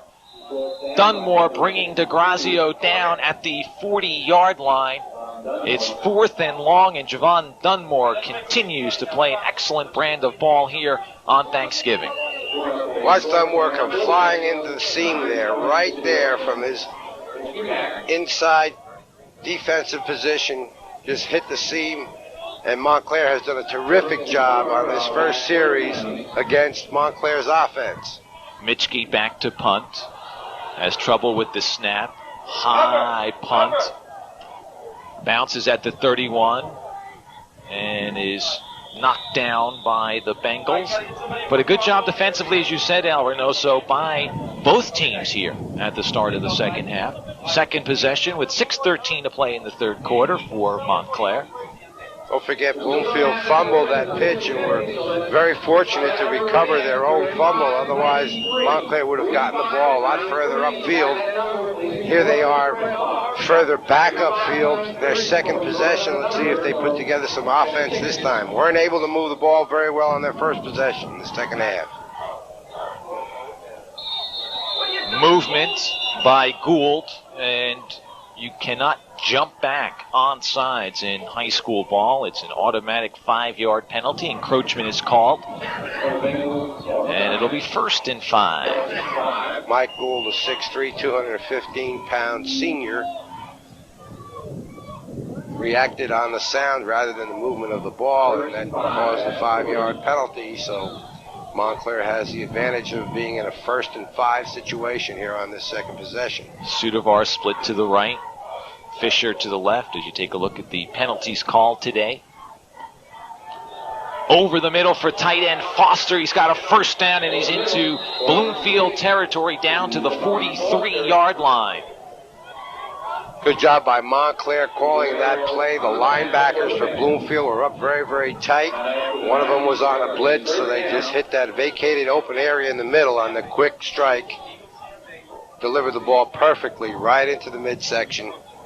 Hard to intercept the ball that low, and easy to catch if it's delivered right where it was. So perfect execution. A big target, 6'2", 235-pound tight end. 1st and 10 for Montclair. Twin receivers to the bottom of your screen as the quick hitter goes to Brooks, who gets down to the 40-yard line. Greco making the initial contact. Ball came free for a moment, but Brooks was ruled down at the 40-yard line. Second down for the Mounties. 2nd and 8. For the 40-yard line. Montclair at this point content to eat up as much time as they can. Power I formation look with Sudavar lined up in the power I. Here's the pitch to Brooks, goes left side, puts on a burst of speed, cuts back against the grain, and he has a first down. Good job that time by Montclair, especially the wideouts just caving in the line to open that seam. The contain man turned the ball in, but the down blocking in the interior of the line opened up the holes. Take a look at that down blocking. Right here at the point, right there you see the seam as they go up inside of Nazaretto, who did a good job turning the ball inside with no pursuit. as Montclair rolled up another first down. 46 yards this afternoon for Brooks. They go power I to the right side this time. There you go. Brooks gets the call, tries the middle, gets down to the 26-yard line. Brooks only 5'7", 160 pounds, has that low center of gravity. Ned Labita says when he gets near the goal line, he seems to find an extra gear. He's explosive at the goal line. Base will flow. Good job by the interior of the Bloomfield defense that time. Mike Gould coming from the backside. I guess the report on Dasher was a little optimistic because he's got the shoulder pads off, he's got the crutches, and he is done for the day. Injured his ankle early in this ball game. And so it rests now on the shoulders of 6'1", 165-pound junior Derek Ponton. Here is the pitch to Laquan Jordan. And Jordan barely able to get back to the line of scrimmage as Anthony Greco, the strong side linebacker, along with Steve Strumolo, coming up to stop that play for no gain. Good job by Augie Mitchke to turn that thing in from the defensive end spot over there so that the pursuit could come up and make the stop, putting Montclair in that passing situation. Now here they are, passing situation. They like the screen one time. They screen to the right, away from the split end, or rather the flanker. Straight back to pass. Steps up and Ponton has room. He's got a first down and he is upended as the ball comes free at the 10-yard line. A flag is thrown on the play. 2 flags came into that pile right there at the point of contact as he broke free. Did a great job of scrambling. Matt, you talked about it. Ponton has happy feet. Boy, he found happy feet that time and saw the seam. As the penalty looks like it's against Montclair, and maybe even a loose ball in a possession for Bloomfield. They may have recovered the fumble. We're waiting for the call. They're coming off the field like they have. The clip is against Montclair. That is refused, and the indication is that it is Bloomfield ball. So a delayed celebration, and we'll take a look at it once again. Boy, he is nailed here at the end of this play. Right, just like he got nailed in the end zone on that touchdown. Well, watch this, how the ball comes loose. Right there, the ball's loose, recovered by Bloomfield. You see the flags coming in. But the bottom line is Bloomfield has the ball, and they have stopped Montclair on their second possession, although they're deep in their own territory. Blitz shown. And as Bratcher gets the ball, he is wrapped up. Stefan Foster came flying through as everybody was showing blitz. A very aggressive defensive look for the Montclair Mounties. Bratcher is able to pick up a yard. It's 2nd down and 9. Montclair is banking on the fact that Bloomfield will not throw the ball on first down, especially down inside the red zone here for them. The area inside the 20-yard line, the 25, it expands with the mentality of the team and the coach, but this particular mentality is a ball control ground game, so Montclair is blitzing linebackers on 1st and 2nd down. The handoff goes to Bratcher, stopped after a gain of a yard. 1:10 showing in the 3rd quarter. Good job by Devon Dunmore, the senior, 5'11", 190, with great quickness in the interior of that 4-4 defense, or 4-3, depending on down and distance, how many linebackers they put up close to the line of scrimmage. Passing situation in the red zone. Let's see how Montclair defends it. They've dropped their safeties back a little bit deeper now, expecting a pass. 3rd and long, 7 for the Bengals. DeGrazio looking to throw, running away from pressure, and he's brought down by Dunmore. Javon Dunmore, the sack leader for this team, picks up another one, and that's his at least 3rd of the day out. He is quick. He just, watch him on defense. He just makes contact. There he is right there. Did a swim technique, and boy, look at the quickness that he goes and hunts down that quarterback, brings him down. Bloomfield will kick right under their goal line, punting from under the goal line. Critical exchange here. Mitchke standing deep in his end zone. Brooks, the lone man, back for Montclair as they set up for a block. And here they come. They don't get to it, though. Good job by Mitchke to get the punt off. And it takes a Montclair bounce at the 32-yard line. The Mounties will take over. No time showing on the clock. It is an unofficial clock. And we'll have to see whether or not, in fact, that is the last play of the third quarter. And it appears if it is, as the teams are slowly making their way down to the other end of the field. So that will do it for the third quarter. A fast-moving third quarter. Montclair maintains its advantage. 21-7 our score with 12 minutes remaining.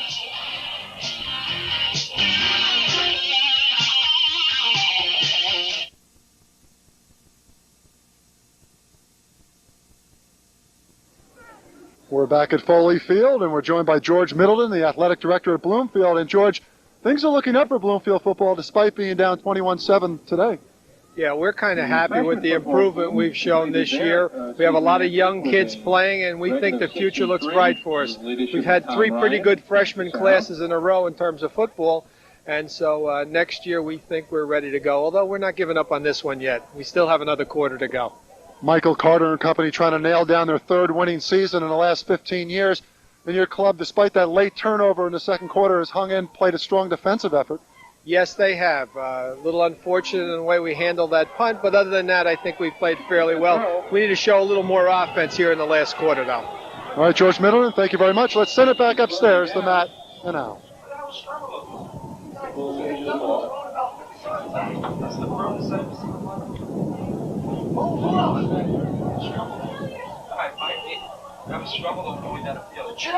Sam, tell him. Give us a list. Just underway here in the fourth quarter. Montclair trying a little surprise play. Malik Fisher coming on the end around. Looked like he wanted to throw the ball. There was no receiver out there. Wound up having to run the ball. So it's 2nd down and 9. Bloomfield defended that play. They looked like they had seen it before, and the coaches up here in the booth were well aware, and they did a good job defending it. Here's Brooks. Scampers down to the 31-yard line. It'll be 3rd and long. We'll take a look at statistics through 3 quarters of play. And the Montclair defense has played a very strong game, limiting Bloomfield to 47 yards, all on the ground. Bloomfield is yet to try a pass. 21-7 our score. Most of those yards gained on their one drive. That was aided by 3 of the 5 Montclair penalties. 3rd down.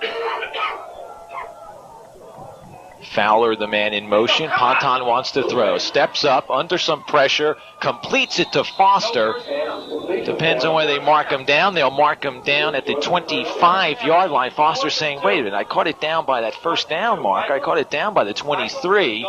The officials say, no, you came back for the ball. Down at the 25. It's 4th and 2.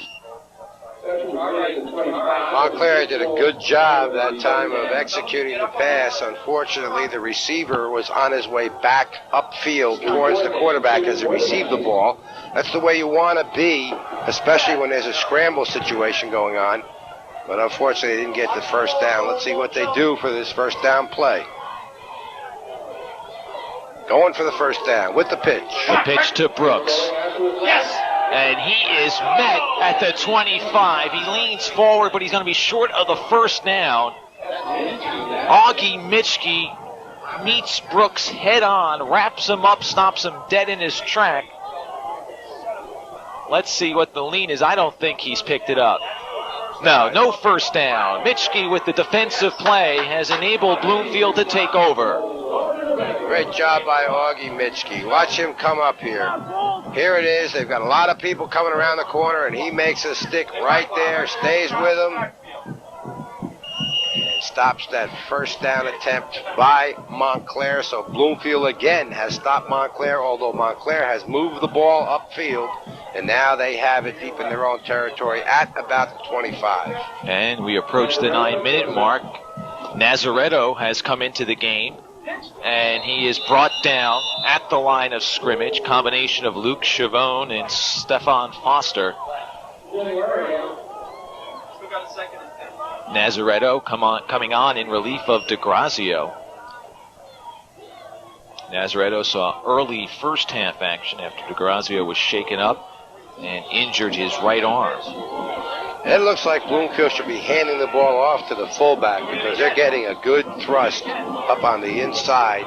So if they made that first handoff, they'd get yardage. There's Bratcher. Bratcher for a 5-yard pickup. Runs into Joe Campbell, the free safety. That's the play. If they could just seal one more man there, they'd find a big hole on that wide dive.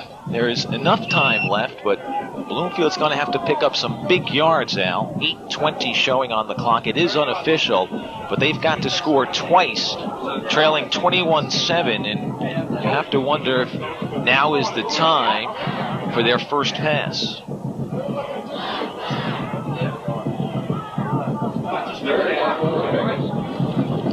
They'll keep it on the ground. It's Bratcher, and Bratcher has the first down and more as he gets up to the 42-yard line. So Montclair, looking very wide conscious on this drive, have given up that wide dive to the dive back up inside, got that first down, and now if they can just be in the right places and call the right plays, they can move the ball and score, try to get it back for another. 1st and 10. They try that play again, and Bratcher spins forward for a 5-yard pickup. 2nd down and 5. Bratcher, the leading ball carrier, adds to his total. Now 60 yards on the ground. He's the workhorse. 18 carries this afternoon, or this morning, I should say. Actually, it is afternoon now, Matt. It's 12:15. Right, I correct my correction. Eastern Standard Time. This is Martino to midfield, short of the first down. They came with the inside dive that time, tried to veer the ball carrier across the defense a little bit on a cutback. It's actually called a dive cut.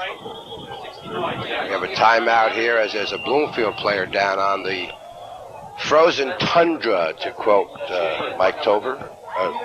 Steve Tober. And the ground is frozen. There is no question about it. We're trying to get a look at who the injured player is. Clock stops unofficially. 6:43 to play in this contest.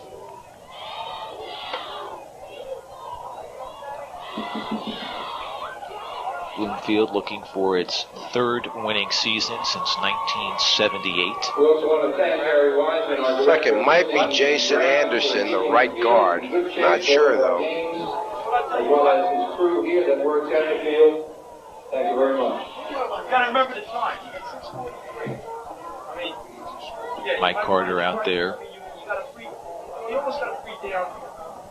consoling his player, checking out, making sure he's okay. That's the one thing that Mike Carter has gotten great reviews on, that his players are very important to him.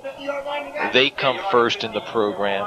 The program is secondary to the players. That's something he was telling us before the game that he took from Sam Cavallaro, the former coach here, the late Sam Cavallaro, who coached Mike in high school.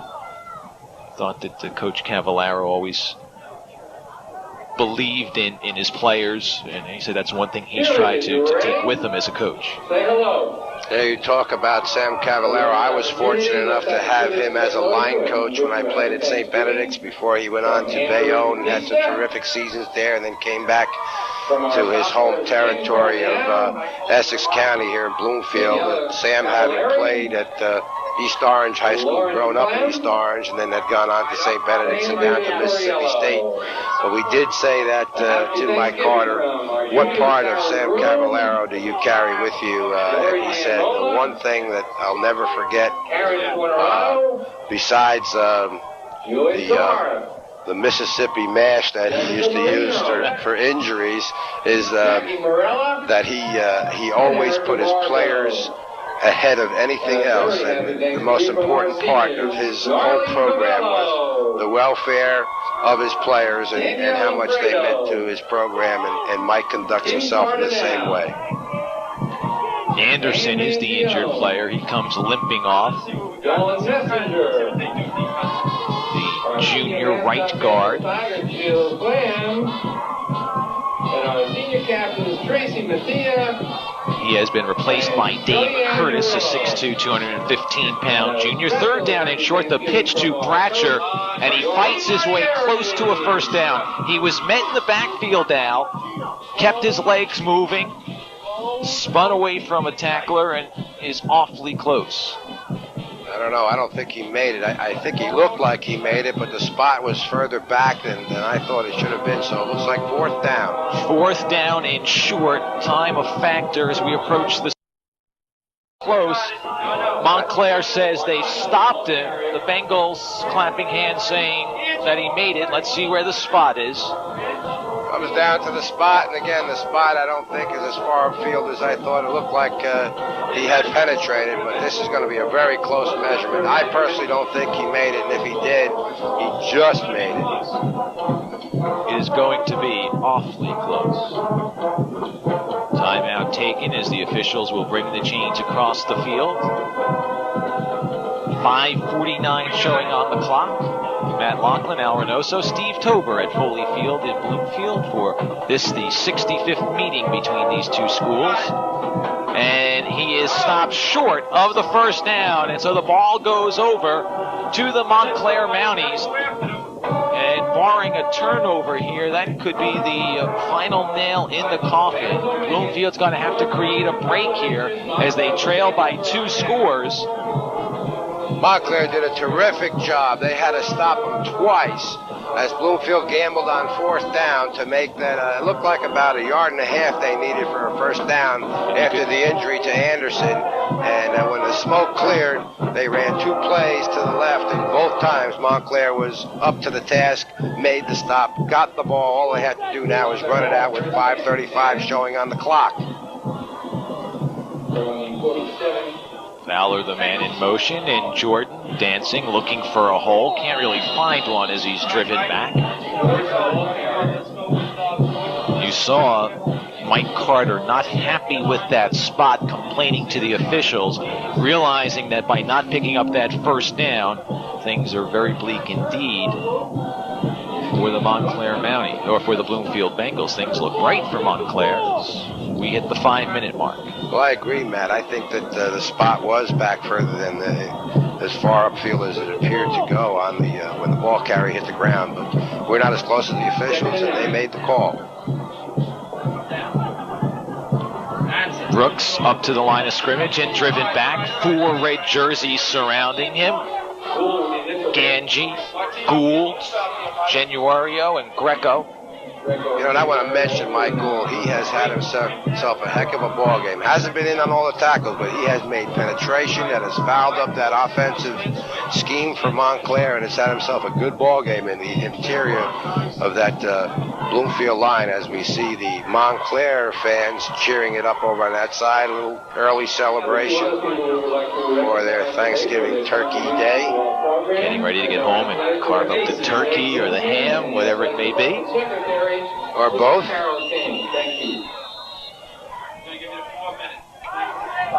4-minute warning as the officials step in to make sure that each sideline is informed that 4 minutes remain in the game. Down to the 4-minute warning. 4 minutes remain in the ball game. So Montclair does the wise thing. They had a play call, but guess what? We'll take some more time. We'll back up. We'll call another play and take the full amount of the play clock. Good clock management on the part of the Mounties. Montclair has got to just run the ball out, and Bloomfield has got to start tackling the football. They're going to have to ball hawk. They're going to have to start grabbing for the ball. Ponton looking to throw, going way downfield for Brooks. It's incomplete. Coverage on the play by Nazaretto and Martino. There is a flag on the play. Flag looks like it's in the area where you'll call holding.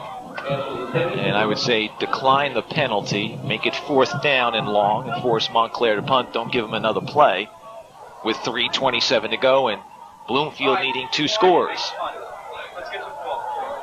Flag on the play. There's the pass. As you can see, there was a long pass, but it wasn't necessarily drilled down there. It was spiraling a little awkwardly as it went downfield, and the defender and receiver were both there. Either one could have caught it, but as it turned out, it was too long. They're going to take the penalty, it looks like, figuring that maybe Montclair will throw the ball again. They could pick it off. I think it's a good call. They want the yardage. It's a big yardage penalty, 15 yards. Montclair will probably, I'd guess they try a screen pass. When you pick one of those off, you can get into the goal line quickly. I say Montclair runs the ball just to eat up the clock. They're not worried about scoring again. I think they'll just look to eat up the clock. Let's see what happens. 3:27 showing on the clock. It's 3rd and long.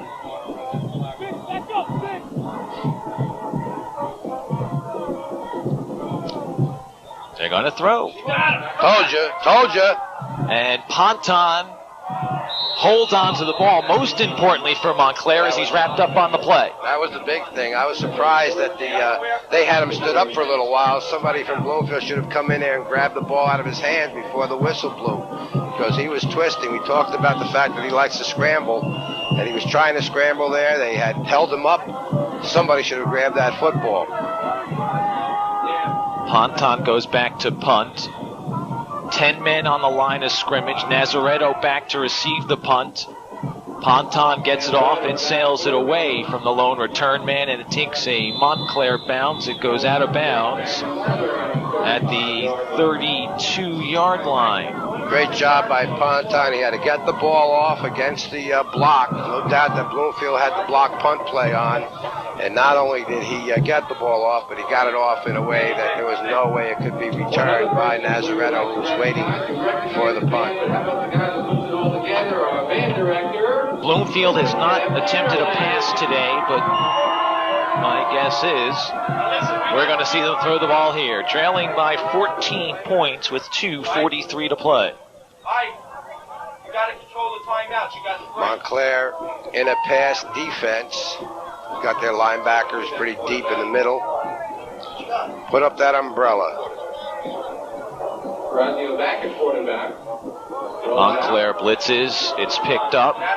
DeGrazio tries to get out of bounds, and he does not. Clock continues to run. He was out of bounds. I don't know what these officials are looking at. You know, I didn't want to say too much about this spot of the ball, but that time he was out of bounds. And the man's just, a flag has been thrown on Montclair. Somebody's been just thrown out of the ball game. Lance Campbell's been thrown out of the game. He threw his helmet after being ejected. There's some pushing and shoving going on away from the play. Downfield, and Campbell got into it with someone, I'm not sure whom. But it's an unsportsmanlike conduct penalty, and he has been thrown out of the game. And that will mark the ball to the 50-yard line, to midfield. 1st and 10.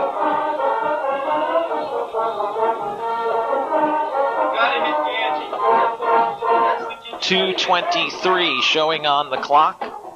Yeah, we talked about the fact that Steve Ganji leads his team in receptions, and yet the 6'3", 220-pounder has not had the ball thrown to him yet. Flip the ball out to the senior. The senior steps out of bounds. Walk away.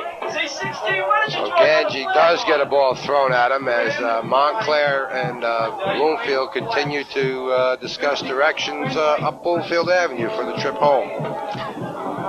Saying, you know, you can cut through the back roads if you want to avoid the traffic on Broad Street going down to Bloomfield Avenue.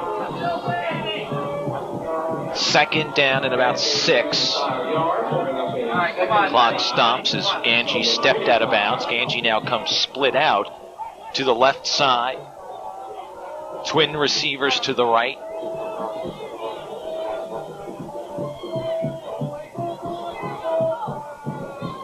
Straight back to pass. Looking for Ganji. Almost intercepted by Eric Miller.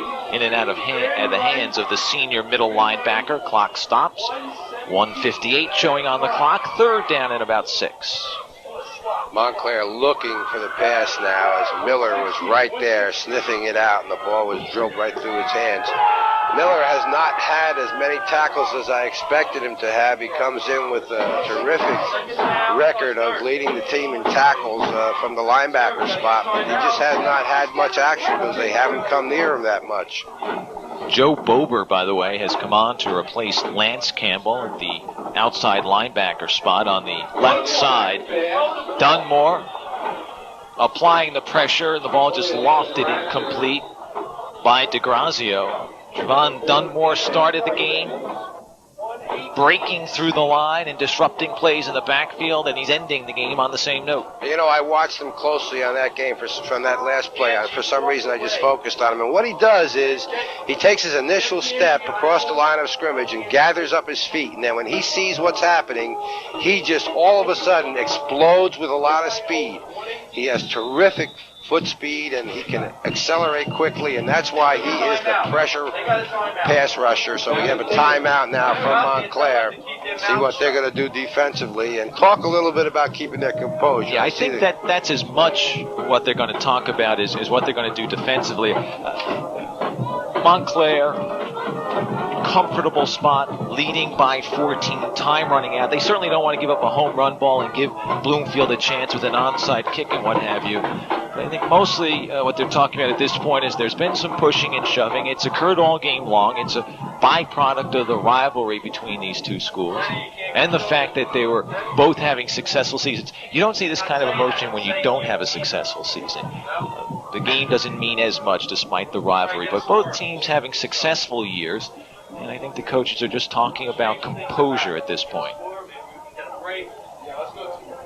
They're also talking about how they can prevent this fourth down play from being completed for first down yardage so that they can take over and try to run the clock out. Bloomfield does have all its timeouts remaining. They have 3, so they'd be able to stop the clock, but they would be in a very tough position if they don't pick up this first down. And it's a long 5 yards, Matt. It's not a short 5 yards. They've got to go almost to that 40-yard line. 5 for the first down.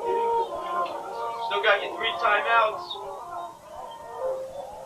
Ganji, the intended receiver, it's thrown past him and incomplete, and Montclair will take over at the 45-yard line with 1:36 remaining in this game.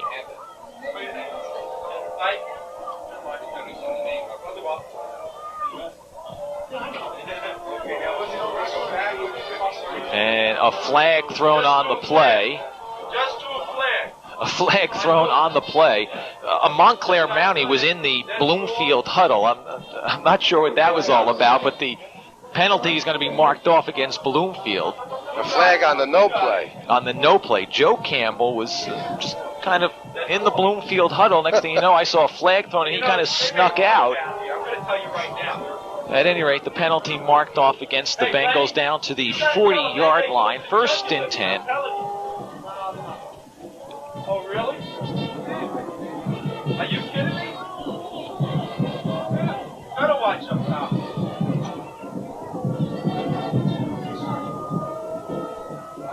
Little Delaware wing T look out of the Mounties here late in the game, and the pitch goes to Laquan Jordan. Jordan breaks 1 tackle and remains in bounds. Get him out of the sideline. Just get him. Now a little more pushing and shoving goes on the far sideline. Just tell our guys to walk away from the sideline. You see the play ended up over there, so the red shirts got mixed up with the white jerseys along the sideline. The play did not go out of bounds, so the clock keeps running, and that's one of the things is we see a timeout from Bloomfield. Yeah, Bloomfield calls a timeout. 1:06 showing on the clock. So it may be Mike Carter talking to his players about keeping their composure at the end of the game. And it looks like Ed Levita is doing the same in the Montclair huddle. Very demonstrative for a coach whose team's up by 14 points, 21-7. Both of these programs have wonderful histories, great traditions, tremendous players who have come through these programs. great battles here at Foley Field and over at Woodman Field. And I think the coaches are probably reminding their players a little bit about that. In fact, what it means to play for Bloomfield, what it means to wear the Montclair uniform, and how at this point the game may be out of reach for Bloomfield. Montclair may have secured the victory, but the important thing is to walk out and take your place in the great line that has preceded you, wearing the uniform of your respective school.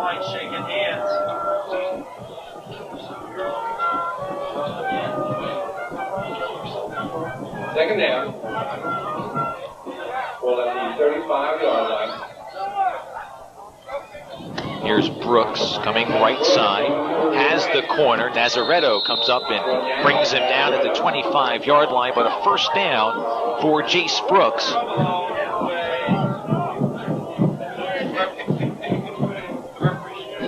The clock stops as the chains are moved into place. First and 10 from the 25-yard line in the final moments of this matchup. Montclair will go to 6-3 and end its year on a fine note after ending last year at 3-5-1. The first time in over 50 years that they had failed to win 4 games in a season. Bloomfield will end its year at 4-4-1. As they will end at 500, but a good year in the rebuilding program for Mike Carter as the ball game has come to an end. The final score from Foley Field, Montclair 21, Bloomfield 7, and we'll be back to wrap it up right after this.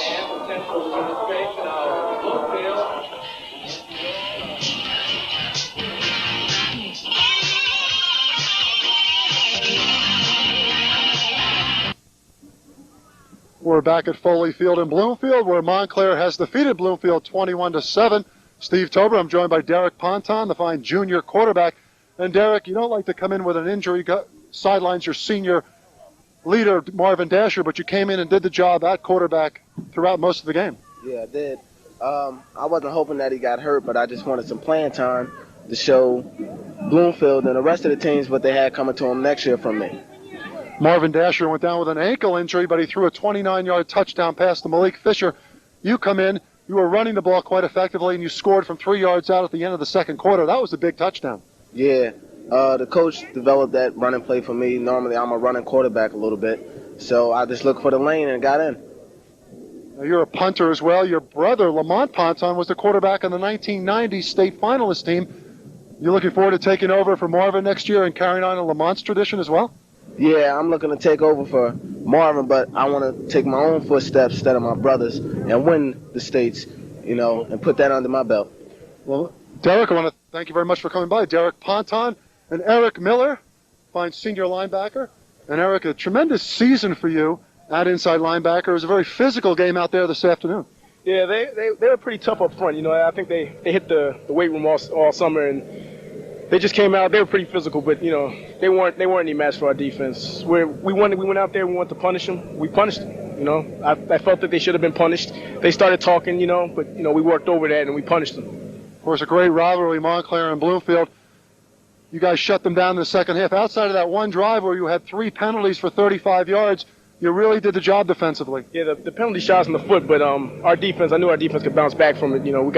I think we got one of the best defenses in the state or maybe in the country, but we should be in the playoffs, but unfortunately it didn't work out that way. Well, Eric, congratulations on a fine senior campaign and going out with a victory. And Stefan Foster, fine senior two-way end and a captain as well. And Stefan, great performance by you defensively. Great way to go out for the senior class. Yeah, it is. I mean, everybody was looking forward to the game. Big rivalry between Bloomfield. Everybody wanted to win the game. Being that we're right across town, everybody wants to be with it. Get the game on the map. What was the difference, Stefan, from the last couple of years, tough seasons, the change in coaching? You come back with Coach Labita coming back after 2 years away from the program. It must have been a tough adjustment early on. No, I mean, everybody, during the middle of the summer, Coach Rivers left, everybody was ready. We wasn't expecting it, but when Coach Labita came in, we was ready to play. Everybody wanted to get the season on because we was looking forward to win the season. You and Marvin Dasher serve as co-captains. It was tough to see Marvin go down with that ankle injury, though, today. Yeah, it hurt me. It hurt me because, he's like the best friend off the field also. It hurt me too. So, I was looking up to him. I cheered him on the sideline. He was on the sideline cheering us on, and I thought I was hoping the best for him. But a great way for the seniors to go out with a victory to finish 6-3. Stefan Foster, congratulations on a very strong performance here this afternoon. Ed Labita, congratulations, Ed. Thank you very much. Great way to end the year at 6-3. You had been shooting for hopefully a 6-3 or a 7-2 season. Maybe you could have won a couple more games? Yeah, I thought that we had a good opportunity against all our opponents that we lost to, Bergen Catholic as well as Passaic and Eastside. I felt very positive that we had the talent to win those games. Against Bergen Catholic, I felt that we were a little bit behind offensively going into that game, so we had spent a lot more time on defense preparing for that game and special teams, hoping that would propel us into the winning column that day. But of course, on the brighter side, Ed, you come back here today after a tough loss to Patterson Eastside. You win 21-7, strong defensive effort. Yeah, our defense has been strong all year, and the one thing I'm very, very confident in terms of our kids, they practice tenaciously. What you see on the field on Saturdays, what you see every day at practice. It's been such a great opportunity working with these kids because of that. They just love the game. If I could if they wanted this out to 8 o'clock, they would want to play football at 8 o'clock, and they'd want to hit every day, and they'd hit us hard on every single play. Now, Ed, we have to ask you, you had interim next to your name in the Mountie program. Will you be back next year? Is it going to be discussed now that the season's over? I would imagine there'll be some discussion going on shortly. But would you like to come back? I would love it. It's been I had a lot of fun this year. It was a great time working with the kids. It was a great bunch of kids. Well, Ed, congratulations on a great season, and good luck in the future, and hopefully you will be back in 1994. Thank you very much, Steve. Happy Thanksgiving. Happy Thanksgiving to everyone. Our final score, Montclair 21, Bloomfield 7. We'll come back with some final comments from Matt and Al right after this short timeout.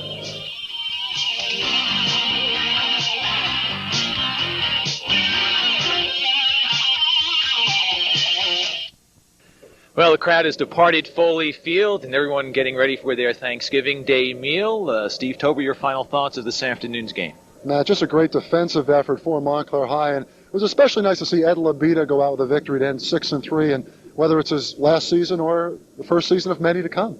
It will be interesting to see. That will be decided shortly. Ed obviously expressing to you and to our viewers his interest in returning to the job. It now is up to the administration at Montclair High School. Al, final thoughts from you? Well, Matt, Thanksgiving Day is the last game of a high school player's career, and I think this was an outstandingly well-played ball game. Both clubs came here to hit. Bloomfield made a lot of mistakes, and they had to try to come uphill all the way in the second half. Montclair has an outstanding club with a lot of very, very good, talented kids, and I think all the fans went home saying it was another one of those well-played, hard-fought Montclair-Bloomfield football games, and in the case of the seniors, it was a very memorable game, the last game of the season, Thanksgiving Day, all the things that went with it. It was great. And with both programs pointed in the right direction once again, the game takes on even more importance. Al, the final game of the year for you. Unfortunately, you will not be able to join us for the state championship coverage we will be providing. As always, a pleasure working with you. Well, it's always been a pleasure. I think that TV3 has done an outstanding job presenting to the viewers the high school football games and the drama of athletics in high school. And I think that, as I've said all along, athletics and especially football is part of the moral fiber of this country. And it's great that TV3 has been able to, and I've been able to be a part of the coverage that brings the fans up close and personal with the experiences that these kids go through every week. All right, Al, enjoy your Thanksgiving. Steve, enjoy yours. We will see Steve as he will be joining us next Saturday when we bring you state championship playoff coverage. But until then, I'm Matt Lachlan for Al Reynoso and Steve Tober saying thank you for joining us. Enjoy your Thanksgiving Day holiday, everyone, and so long from Foley Field.